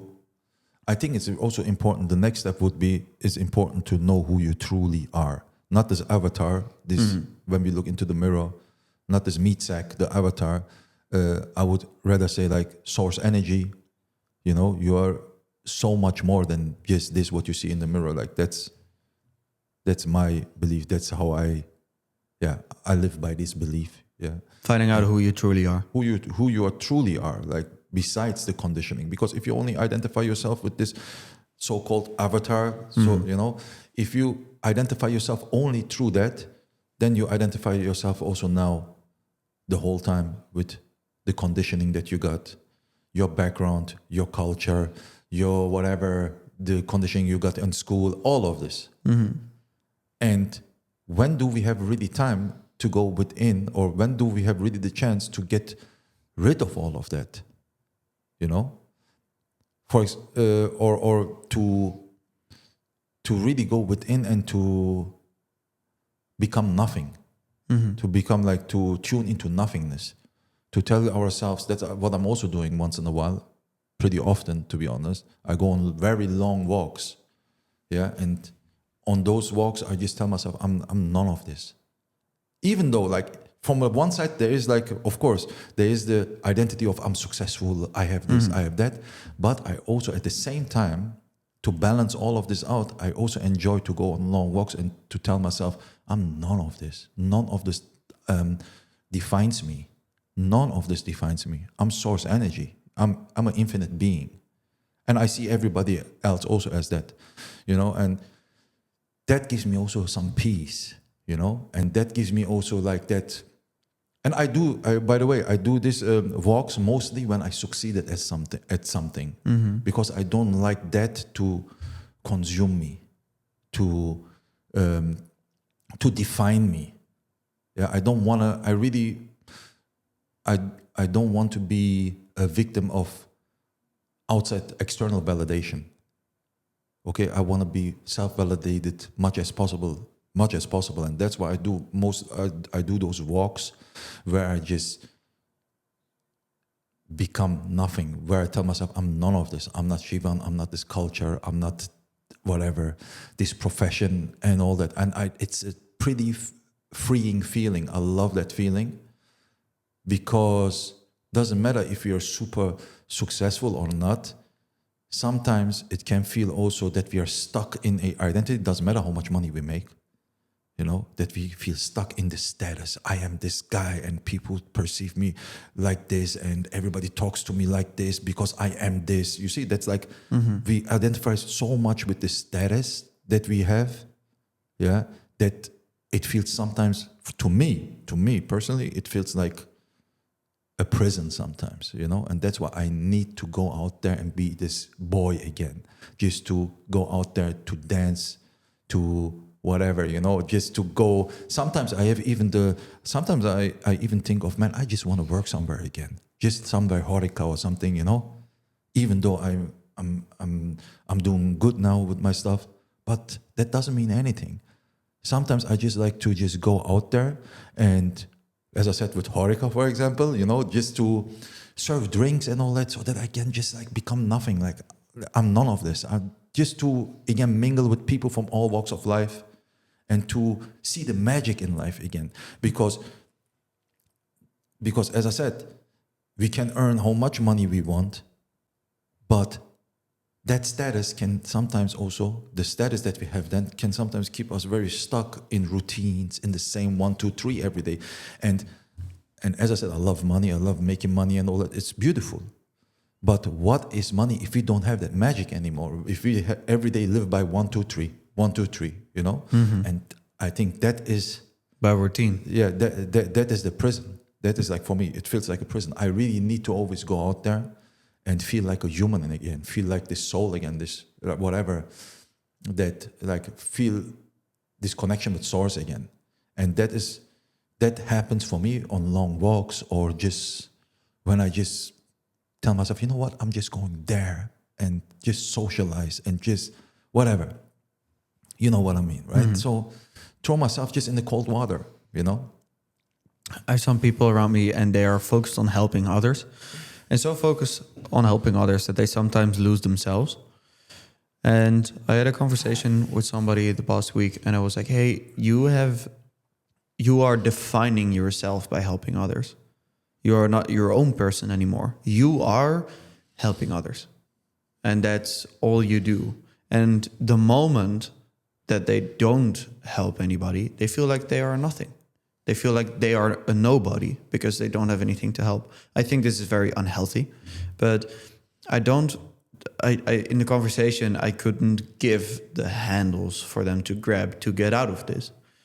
But they shouldn't define themselves by character traits. How would you go about fixing this? Because some people have a defining belief of themselves. I am this. I am the person who helps people, which is super good. There's nothing wrong with helping people, except for when it costs you.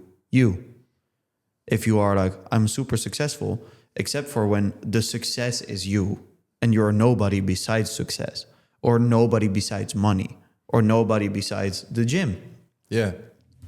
You can't make a thing your personality. You have to be a whole person underneath. Yeah. How do you break loose from... But the question is a bit more complicated. How do you break loose from that one part of identity as a character trait as me? And the second part is, you talk about, sometimes I want to go out there and be nobody, go back to the source. Yeah. What is that? Yeah. How do you find out who the fuck you are? Yeah. How do we do that? Really broad. Yeah. So, Definitely. first of all, like why people, how they can break that, how they can break those things, like that they identify only as the person that want to help people, yeah, and that they are nothing else beside that, that's really everybody's own journey. That's not up to me to even have their opinion about. It's really their own journey, and they will know why they are doing it. So I think the only way to fix it or to find out why is to ask themselves, why am I doing it? What is underneath that? Is it really that I want to be this guy that want to help a lot of people? Is that really my calling? Is that really that I feel this connection with people? Or is it like I don't feel good enough? Or is that also maybe that I have certain talents that I'm scared to step up to? And that's why I use these things to get the fast dopamine spikes or to sabotage myself, you know? It's because only helping others could be also a way to sabotage our own dreams. Because maybe we are scared just to prioritize ourselves to an extent that where we live for our dreams first. For example, I had this now. I love what I'm doing. Don't get me wrong. I really love what I'm doing. Like I see so much impact. You know, I see people like I see so many transformations, and I mean, I'm more surprised than anyone. Like I'm just like, you know, like I'm observing all that. I love it. But now I'm also like, I mean, I came also sometimes to a point where I was like, wait a minute, I have also my talents, my other talents. Like, you know, I can do this, I can do that, dancing, movie world, whatsoever, you know. I want to, you know, I have to prioritize those things as well. Yeah. So sometimes in my case, yeah, I don't know, I cannot talk about those people, but in my case, it can be a saboteur as well. You know, it can be a saboteur as well, that you sabotage your own dreams by thinking, yeah, you are this guy who helps others to figure out everything. It's good. Like if you fail at your dreams because you're helping other people, at least it's a noble cause for which you are putting away your dreams, but you're sabotaging yourself. Yeah, exactly. So you have to find, for me, that's why for me, it's very important to have the balance of doing this. And on those long walks, I always observe myself, and or every day when I go within, I observe myself. Hey, Sivan, are your dreams coming?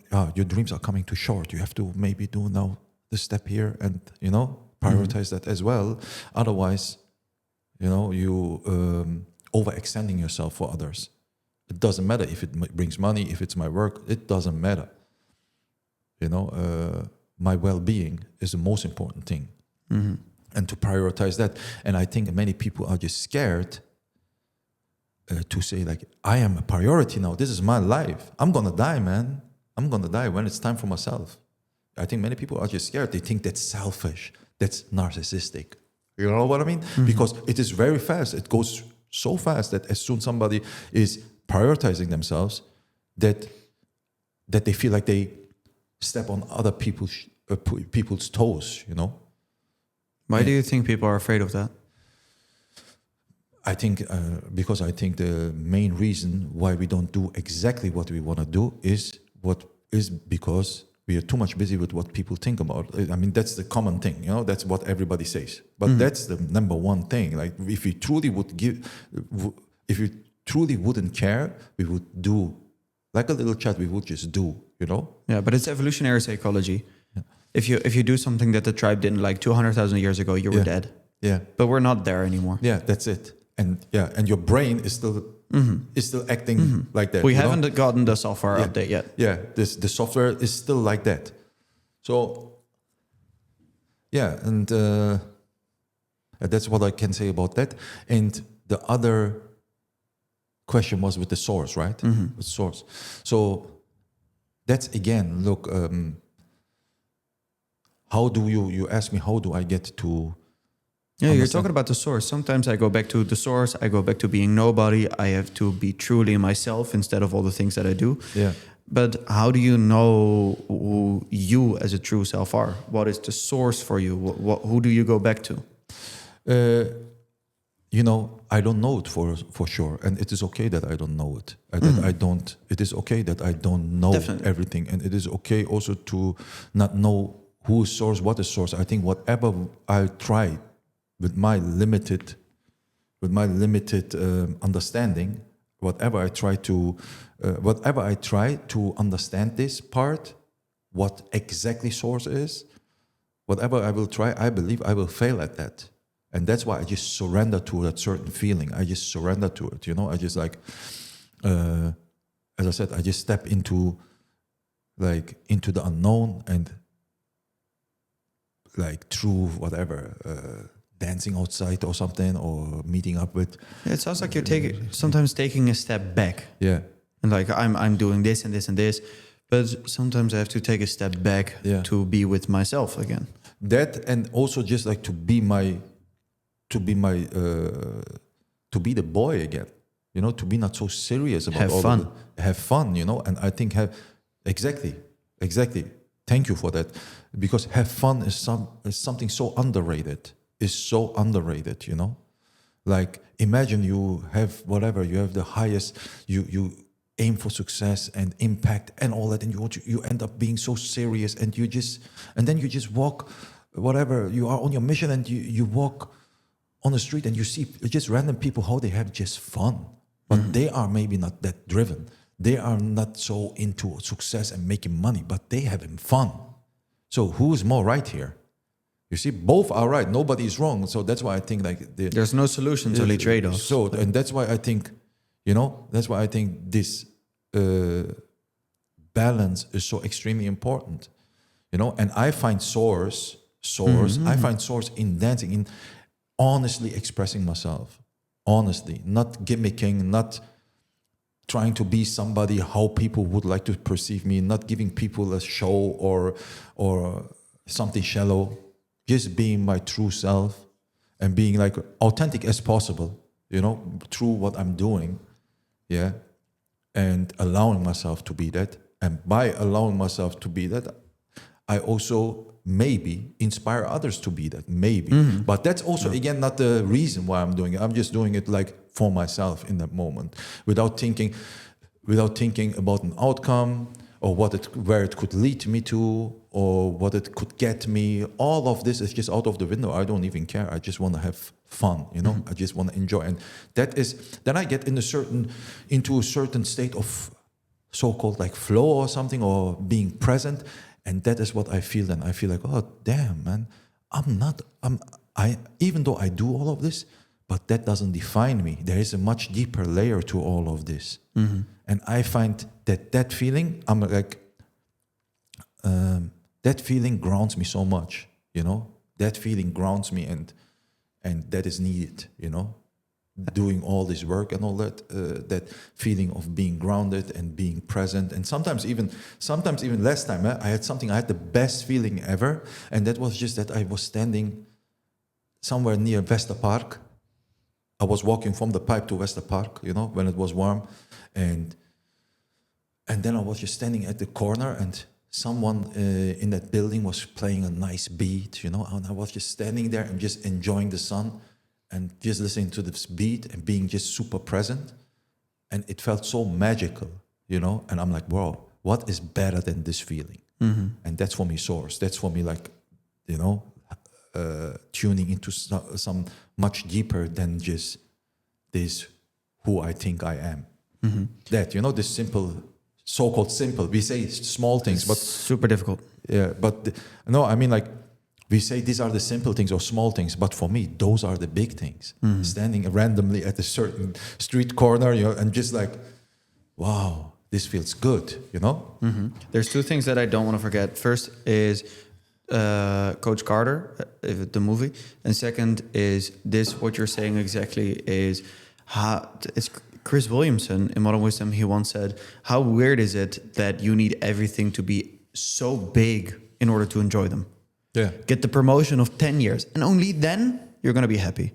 Reach €1 million per year, and only then you're going to be happy. Yeah. If you're putting everything in that, you'll hold your happiness hostage until you achieve that. How feeble it is that I'm getting happy by seeing a dog playing in the park with the stick.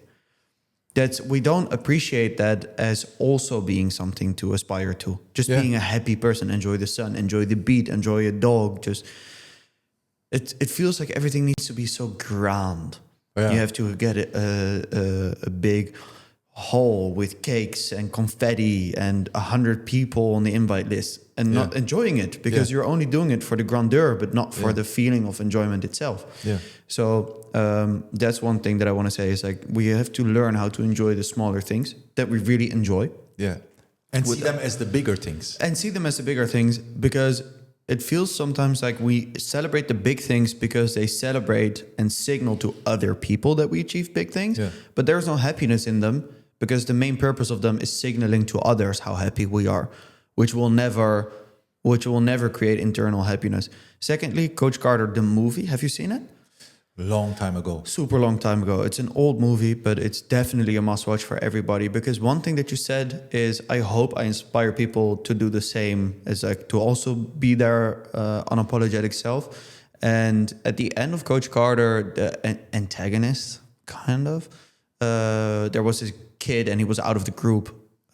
He was thrown out of the basketball team because he was constantly like having a big mouth. And then he became the hardest worker in the room. And then the Coach Carter asked him, like, what are you afraid of? And he answered with, we are afraid of our true potential. We are afraid of choosing, I'm butchering this now, but we are afraid of choosing ourselves, even though that is the true superpower. But because by choosing ourselves, we give others the permission to do the same, to reach their full potential. We are afraid because we think we underestimate how good we can be, how great we can be, and the things that we can achieve.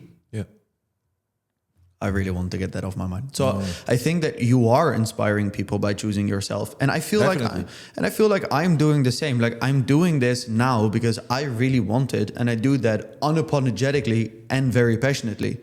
And other people feel like they can also do things because they see I don't justify myself. I just do what I love, and I just do what I love. Yeah. And if you don't like it, fuck you. Enjoy it or not. Yeah.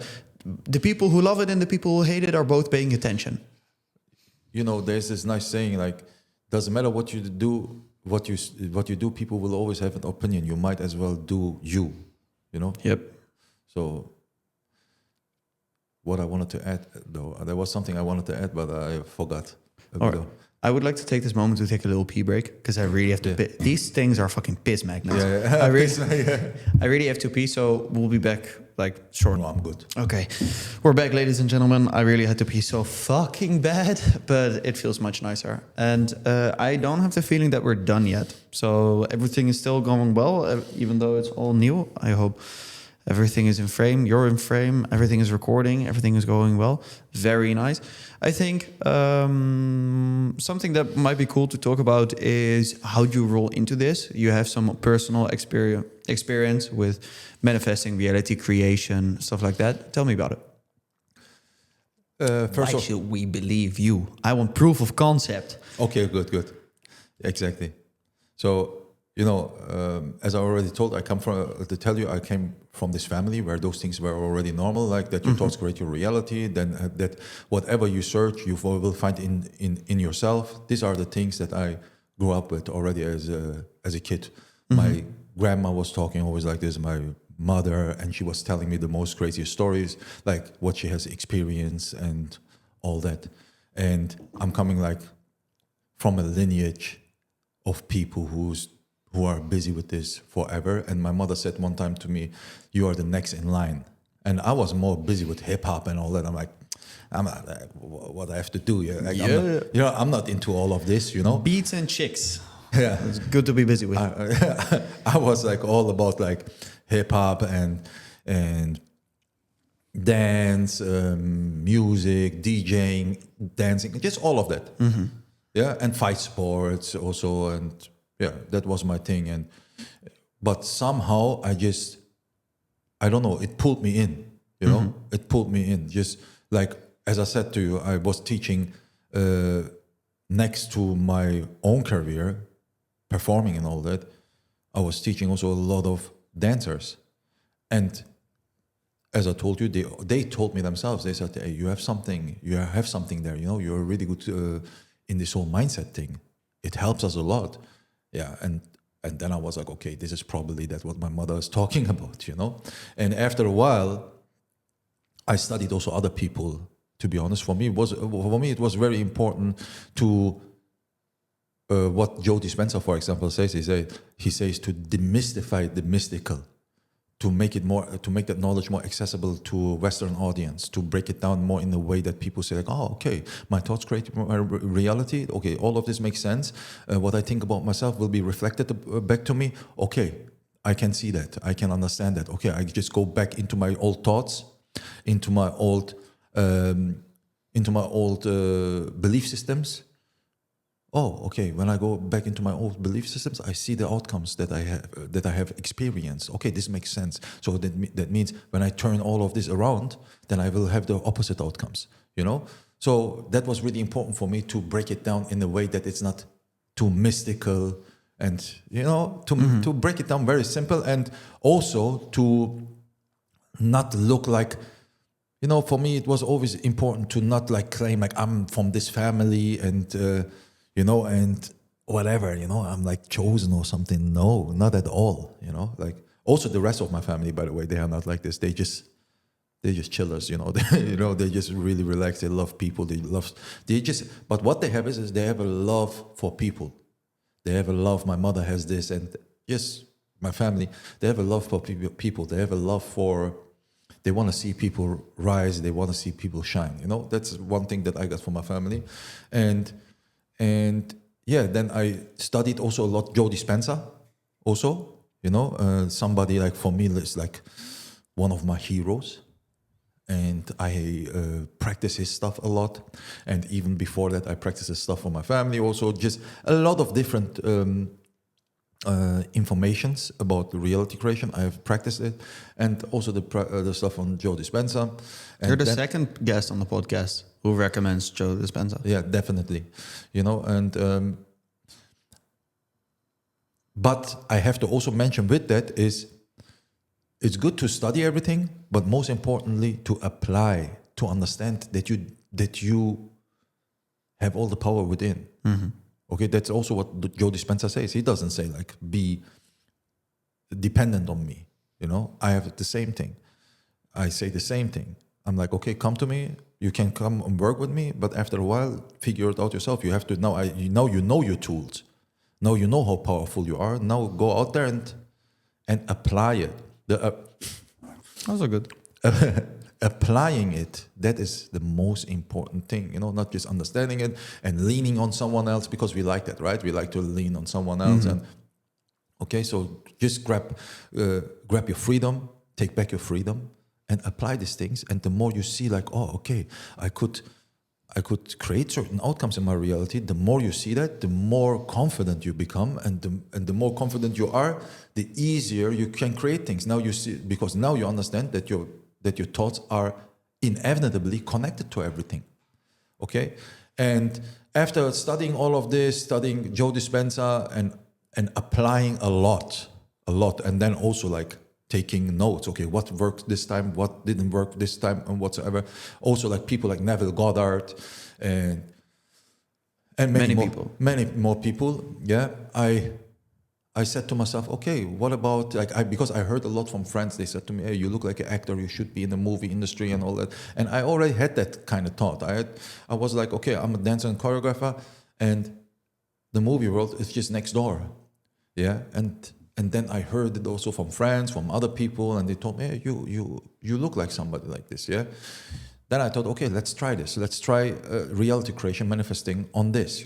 So I went within one night. Before I slept, before I went to sleep, I went deep into my subconscious mind, applied certain techniques, and just repeated a certain scene that I'm already, for example,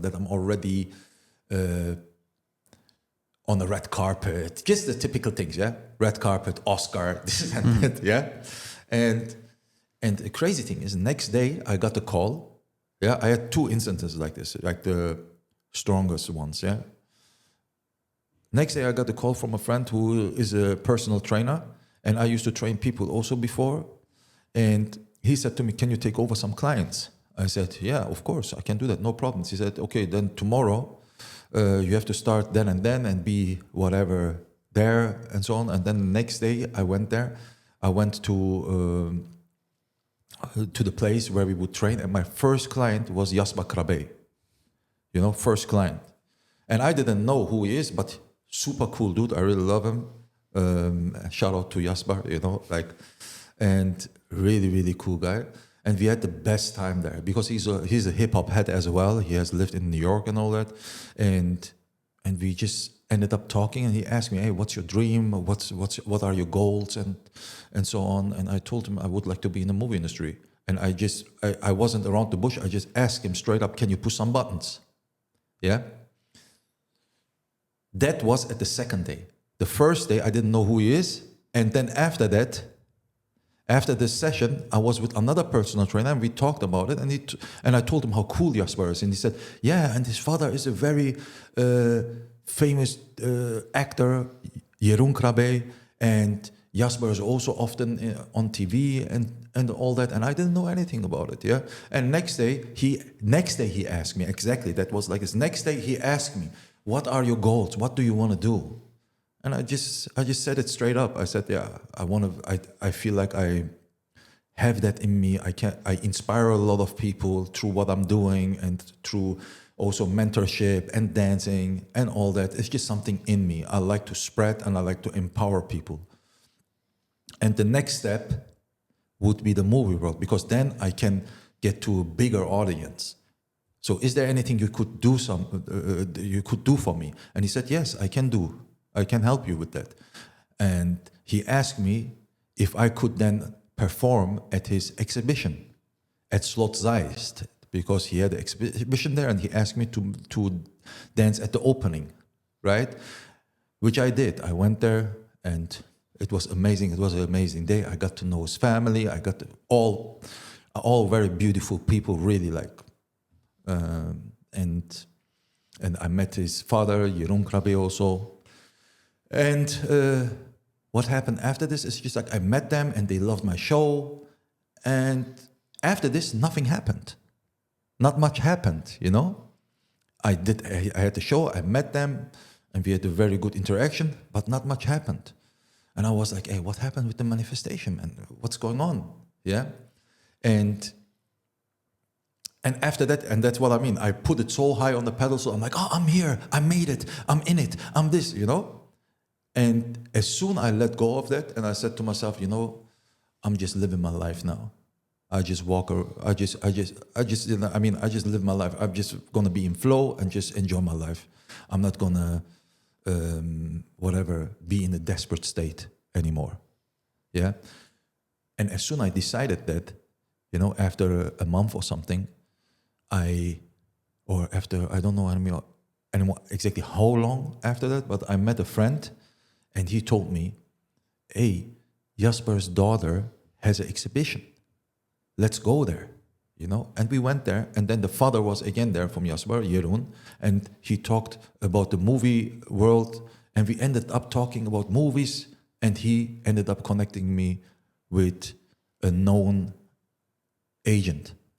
And that was my first step in this industry. So a few days later, I was then at the Keizersgracht, and I had a meeting, and since then I'm in that agency. Yeah.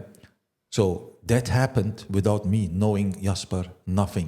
Just one day after I impressed my subconscious and really told myself, I am this now. And guess what? During that time, I was at my lowest. I wasn't happy. I was at my lowest. My self-esteem was on the ground in that time.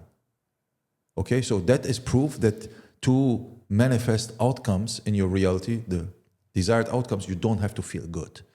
Because you think, either way, you never stop thinking. Doesn't matter if you feel good or bad. Yeah. So it's your thoughts that manifest, not your feelings. Yeah. The thoughts that you persist in. So the second thing is even more creepy. That's insane. This one was like crazy.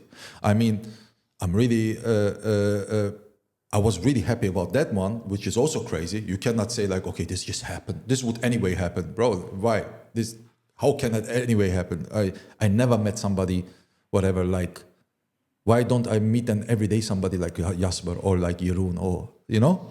So the second thing is I told myself, I was just like, I was walking on the Dam and I told myself, hey, how would it be to be in Turkey in a Netflix, in a Netflix movies in Turkey? Because I can talk Turkish also. And what I did then is to visualize a scene, and I have certain different techniques that I just developed for myself, you know, through just trial and error for myself. And I just saw myself again on the red carpet. I saw myself driving a Rolls-Royce Cullinan in white, and just being in Turkey in the Netflix world, yeah, in the Netflix movies, and being like this big guy, okay? Because in imagination, you can be anyone you want to be. You have just freedom. You can just create anything. Mm-hmm. So what I did is then I really persisted in that, and I kept. I just saturated myself deeply with that. I used also beats and all that, really to think like, oh, look, I'm the shit, man. I'm there. I made it, and all of that, you know, just all of this. And it was very powerful. And then I got just to a point where I was like, okay, now I can let it go. I feel it, you know, I feel I saturated enough. I feel like satisfied, you know. I felt satisfied. So next day, the day after that, I went to a cafe. It was on the Elandsgracht, to a cafe, and a friend of mine also works there, and he knows I'm busy with all of this stuff, because sometimes I also share things with him and like teach him some stuff, you know. So I went to that cafe, and there was a guy, and he talked about like a singer, and I joined the conversation, and he ended up asking me what I'm doing. I said I'm a dancer, choreographer, and now going into the trying to get into the movie world and all that. And I asked him, and he said, I'm a regisseur and director from, like, from Netflix Turkey. Hey, when he said that, like, that was like you know, my jaw like just dropped. I was like, what the hell? What the fuck happened just? And even my friend who was on the machine, he turned to me. He was like, what's going on? This is crazy, because he knew that I want to manifest something like this. Yeah, and then we talked with each other, and we ended up. Like, no, this didn't happen then. He said, we just talked a little bit, and he said to me, you know what, I have to go now. I'm with my family, I have to go now, but you know what, I'm giving you my number. Let's meet in few days at whatever, at another cafe, and then we can go more into depth. And after he went, I went in front of the door, and what was standing there in front of me? The Rolls-Royce Cullinan in white. How many times do you see a Rolls-Royce in Amsterdam? Rolls-Royce Cullinan in white in front of me, not his or whatsoever. It was just standing there. I didn't even know why, but I was just shocked. So I took also pictures of it, so that my friends doesn't think that I'm crazy or something. Yeah, and then meanwhile, I did my research about the guy. Berkun Oya is his name. Shout out to him, by the way. And he is like an award-winning. He has many award-winning movies on Netflix. Yeah, and I told my mother about it and all that, and she was also hyped for it. And a few days later, we met at this cafe, and I said to him straight up, I want to work with you, you know. And then he said, hey, I like your confidence. I like that you just tell me what you want. And then he went back to. He said, yeah, I could make something happen. He went back to Turkey. And he wrote me also, and he said, hey, you know, I talked with my team about you, and I told them when there's something coming up, you know, they should contact you. And now just I think a few weeks ago, we had again contact. So yeah, you know, and look, imagine, sometimes I ask myself, if I walk the traditional route, I would be chasing this for years, you know, and in one day, having such a specific outcome, that proved me, dude, this is like, there's so much more in this reality. We are so powerful. And that's why I'm so driven to bring this to everyone, so that people can really take back their power from needing external validation and being self-validated and so that they can create whatever they want in their life. So that's also like one of my biggest callings. You know, if you experience this with yourself, if you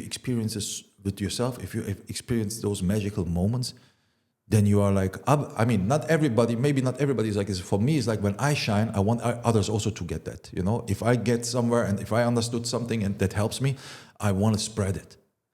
I'm like, hey, dude, look, I got something here. This works. And what happened also is that I worked with a lot of people also for free in the beginning, you know. There was just a lot of, for example, youth, kids and all that. And I just teach them I share with them some of this knowledge and they would write me, hey, Sivan, you know what happened? I get this for free and I get that for free, you know, just in my neighborhood and after a while, I got more serious clients and so on. And yeah. That's cool. Yeah. And I have so much more, to be honest, but this one was very shocking, you know, and the other one, like I can imagine you can't think that this is coincidence. No, you know, like so specific also, you know. And I have, there's so much more also. I wouldn't say this is the craziest. I have so many that I don't even anymore. But it draws a picture. Yeah, like what impact it has in your life as well. Yeah, and what that can bring for other people. Yeah, and it does. You know, now with the mentorship, I see those results also now with my clients. That again shows me again. Okay, what's possible for us? How powerful we are, and now I see it through others, and that makes me super happy. That's good. Yeah, leave the world a little bit a better place. Yeah. Oh, that's nice. One thing that really resonated with me is the specificity of the goal setting. That's also something that Jordan Peterson has talked about. And honestly, like, I know this is going to get the podcast canceled, but Andrew Tate also as well. One video that comes to mind is in which he said, it's cool to want, but you don't know what you want. You don't know what you're striving for. Well, you say you want money. How much? You say you want a house. What house? Where? How does it look? How big is it? How many people? With who? Like, what's the career you want? What's the goal that you're shooting for? So everybody says, I have a goal and I want this and this and this, but nobody's specific. So how are you then gonna find like handles, like the person Netflix Turkey? That's very specific. If somebody's Netflix Turkey producer, nice link. But if you're just shooting like somebody in the movie industry, that can be anybody. There's no specificity in that. Yeah. So I think one thing that I really get from that is know what you shoot for. Take a step back and really know what you want, so that your brain can scan for things that are like, hey, that is something that we've been looking for. Now let this go through from the subconscious mind to the conscious mind, and let's do something with that. And I think it's not. I don't know if it's doable if you don't have a specific goal, but that's something that really worked for me as well. And now I hear it with you. Yeah, and you know, love him or hate him, Andrew Tate or whatever, like Trump, or you know, I don't care about liking or not liking. It's not that, you know. It's not about. I'm not now talking about if I like or don't like them, but you can see that they how sure they are about the identity that they have chosen for themselves. You know, that you can't argue with that. That's what I mean. You know, the surety, this like the conviction. That's what I mean, conviction. You know, and as I said, this is not like about like I'm not talking about if I like them or not. I'm not talking about that. Like, this is not about that. I'm just talking about look how far conviction can bring you. You know, like if you truly persist. And if you are stubborn about it and you tell yourself, I am this, and to a level, as I said, to a level that you dismiss your senses, that you don't care. If you see the opposite, you tell yourself, no, I'm this. No, I'm this. You know, and I needed really time to get there, because many times it would take me off track. You know, if I would see the opposite, I would react to it. And now when you react to something, now you create that again. No, you feed it. Yeah, you feed it. So, you know, what you're aware of will persist in your reality. You know, what you give your energy to. And at the same time, it's also like you give everything meaning, what it means to you. You can see like something is breaking down. You can tell yourself, okay, this is now the end. Or you can tell yourself, you know what? This is a new beginning. I'm going to find a way. And I think the this leads conviction me to the best, yeah. And I think there's many examples of how far conviction can bring you. We have Kobe Bryant, we have the LeBron James, we have the Michael Jordan, we have the Michael Jackson. Yeah. We have, in many cases, you just have to be... Michael Jackson, insane. Michael Jackson, sorry when I interrupt you, but Michael Jackson, yesterday I just posted something about Michael Jackson. Crazy that you mention him. He already told him, he did exactly this. He exactly what we're talking about. All these huge performers, all of them, I mean, most of them do it. Ariana Grande, they all do this. You know, they all use conscious reality creation. Michael Jackson told himself, I'm the best selling this. I'm like the best in the world that has ever lived. He didn't take no for an answer. He was really unfiltered about this. You know, he told himself, not just I'm okay, I'm good. I'm the best at this. I'm like, you know, like the best selling. There will be nobody ever better than me in this craft, in this whatever. And look what happened. Now, just all of these other things out of the way, if we look at him only from the entertainment aspect, there's nobody that touches him. Mm-hmm. You see, and he said this already way before this happened. And even Muhammad Ali says it. He said, I'm the greatest of all time. And I said this before I knew I was. Mm-hmm. I said this before I knew I was. This is manifestation. This is reality creation. Yeah.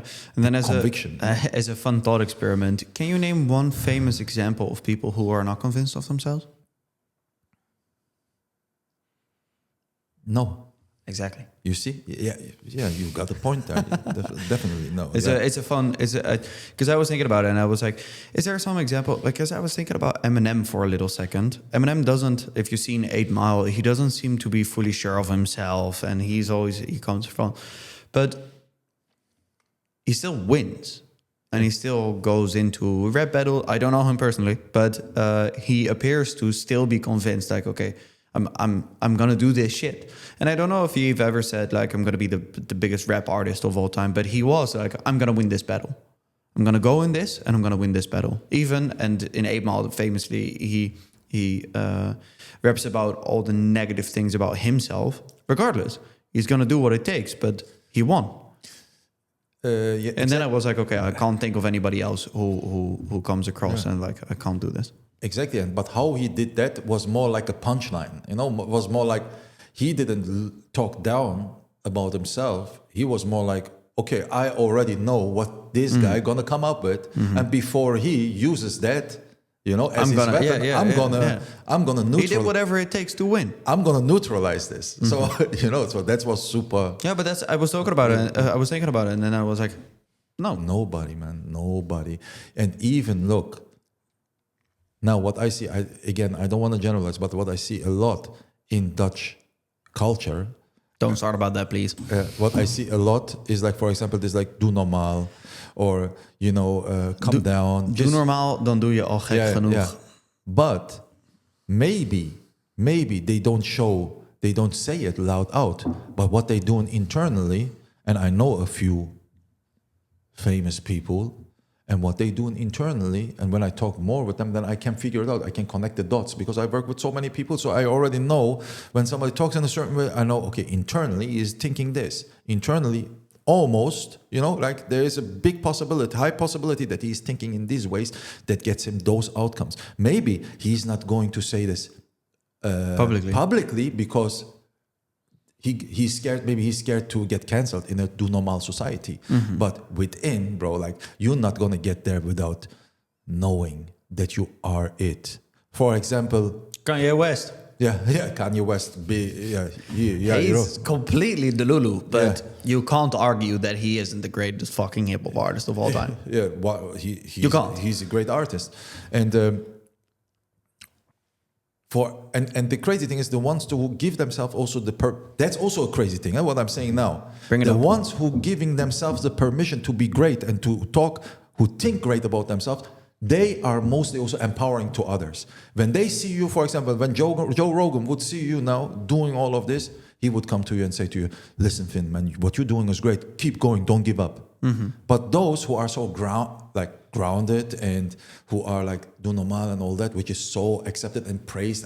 I'm so logical. I'm more a pragmatic guy. I'm more logic. I'm not into all of this. I just, I need proof. For the people that are just listening, I'm rolling my eyes. Yeah, I'm scientific. I'm more scientific. Okay, nice. That's why you just there where you are. It shows. Yeah, it shows. So they, for example, will not come and empower you. They will not say, hey, Finn, I see what you're doing there. I see the work you're putting in there, and you will blow up. Mm-hmm. So what is, So what's the You're never gonna find people further than you talking down on you. Exactly that, And for example, even look, I had a lot of situations where my own surrounding didn't empower me, where my own surrounding didn't tell me, hey, Sivan, you have this talent, to a point that I sometimes hardly doubted myself, that I thought maybe I'm not all that, maybe it's just something I do in my mind, maybe, you see, I have this kind of I have the same. We started about it in the beginning. So maybe I am not this, But now, for example, I'm really fast in catching this, I know immediately. But back in the days, how come then that somebody like Jeroen Krabbe, who doesn't know me at all, tells me, even writes me like, Sivan, you got the looks, use it. Or says like, man, like he wrote like also a testimonial, like, you know what I mean? Like whatever, like how poetically I move and how talented I am, just all of this.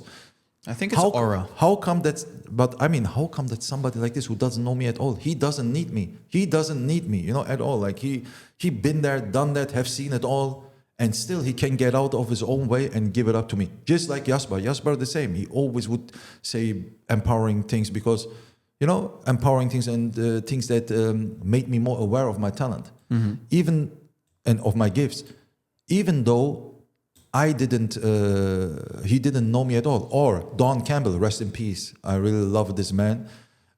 He's like a OG in the dance world. One of the I would say like the the creator of like one of the most impactful creators of street dance, the founder of locking dance. Yeah, he also worked also with the Jackson 5s and all that. And I met him in Amsterdam and I won a competition, where he was the judge, and he would say to me, "Hey, never stop. You are what would he say? Never stop. When you dance, I see you are with God, and you are the next pioneer, and all that." I was shocked because in those times I had so much doubt about myself.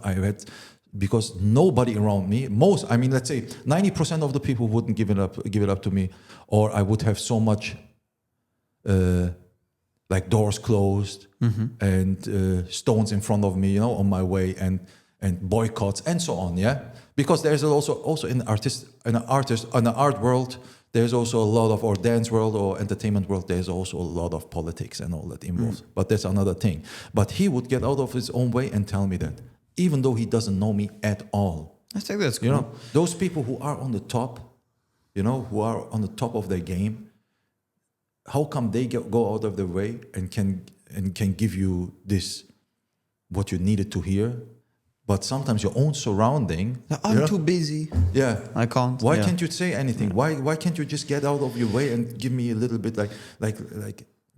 But it's acknowledgement, because you remind them of the dreams that they had and can't achieve. Yeah. So I totally get it. Are you familiar with the Lonely chapter? Just Chris Williamson's idea. No. He's talking about the Lonely chapter.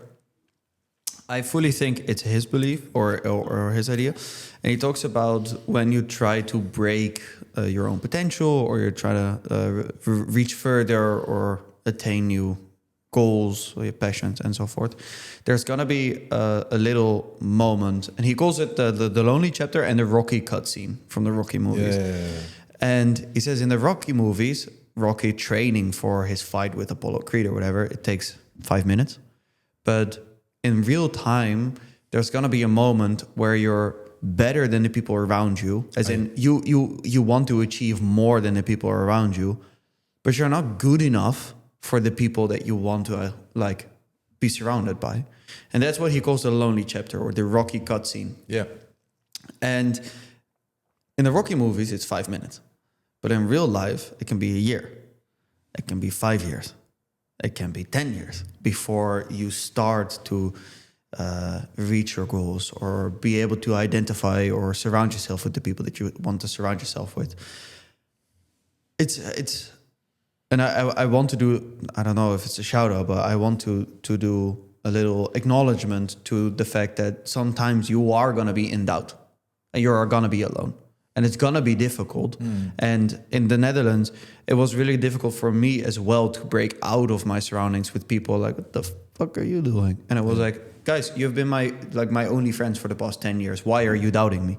Yeah. Like, why are you backstabbing me when I try to achieve something greater or I want something different? And I truly believe that there's people that really don't want to achieve anything in life, but it's not me. Yeah. And I can't be really surrounded with people like that, because then it's gonna like crack down on my fundament. Yeah, I would say also that those people, when you start to step into a new version into yourself, that they come as your old self to you and try to pull you back. So the old self is not only your doubts, but it can be also like people who are really near to you, you know, because that's their.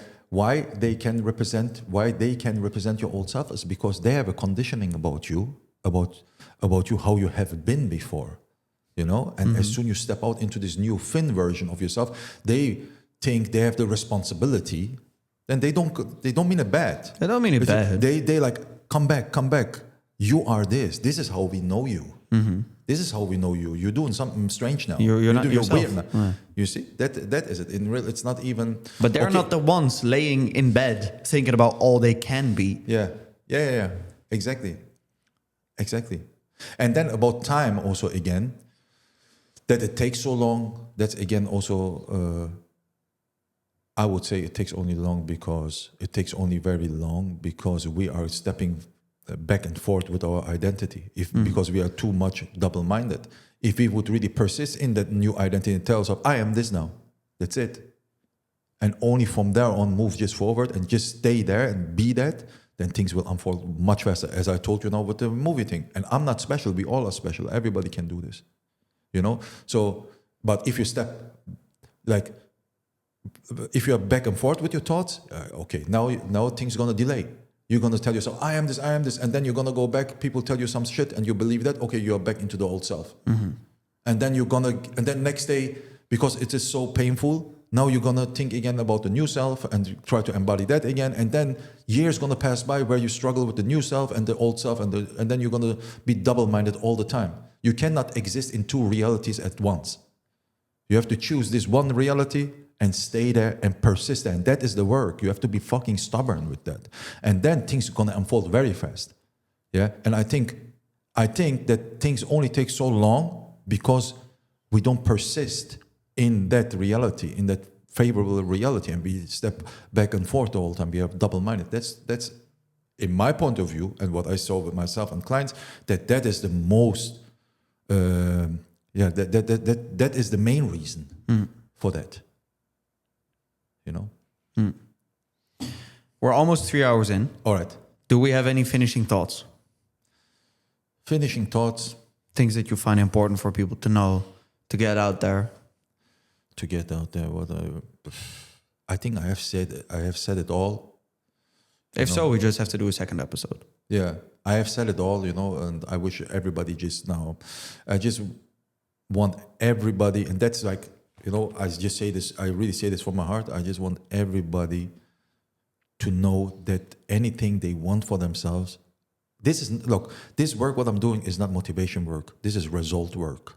I'm not a motivational teacher or motivational coach. I just want to let people know that I had the biggest doubters in my that I met the biggest doubters, and that they achieved their thing and achieved their dream, which means you can too.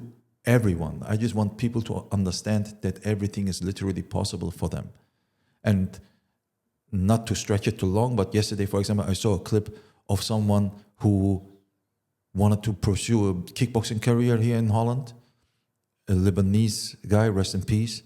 And then he didn't have the papers and he had to go back to Lebanon, but he wanted to be a kickboxing champion, you know? And over there, he died because of the attacks now. What happened, like, because of the whole situation, he died, you know? And then I thought about, man, look, how easy we have it here. We don't have to live every day with the thought of, hey, maybe I have to go back into my country. Imagine you do something that you fucking love. You are so fulfilled with that desire, and you're like, this is my dream. This is my dream. But in your back head, every time when you go back, every time when you go back home, you're thinking about, hey, what happens if I have to go back?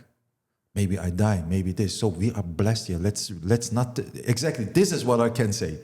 Let's not take life for granted. Mm-hmm. You know, let's not take life for granted. Either way, we're gonna die. So you might as well, like, at the end of the day, you're always gonna tell yourself a story. So which story it is? Which story is it? Which story you wanna persist in, knowing it will create your reality. So don't take this here. Don't take this for granted. Every day can be the last day. So, and know that you have all the power, that you are so fucking powerful. I mean, you have listened to this all, and that doesn't make me special. You all are special. Everybody can do that. And you don't have to come to me to work with me. Just take these things, practice this, and if you need help, cool. But know just how powerful you are. Nothing can stand in your way. All you have to do is don't be double-minded, persist in it, and don't take this for granted here. That's all I can say. All right. Yeah. Where can people find you? Where people can find me is... Don't say your address. Instagram, YouTube. Yeah. Where can people find you? Mindmadematter.com. Nice. Mindmadematter. Yeah. .com. Instagram? YouTube? This is Sivan. My Instagram, this is Sivan. And my phone number, no. Yeah. Only for hot ladies, they can call me. Yeah. We'll plug it down below. So yeah, this is Sivan, and Mindmadematter is my website. I'll plug it below in the caption. Yeah. Thank you for your time, and I see you next time, man. Thank you for having me. It has been a pleasure.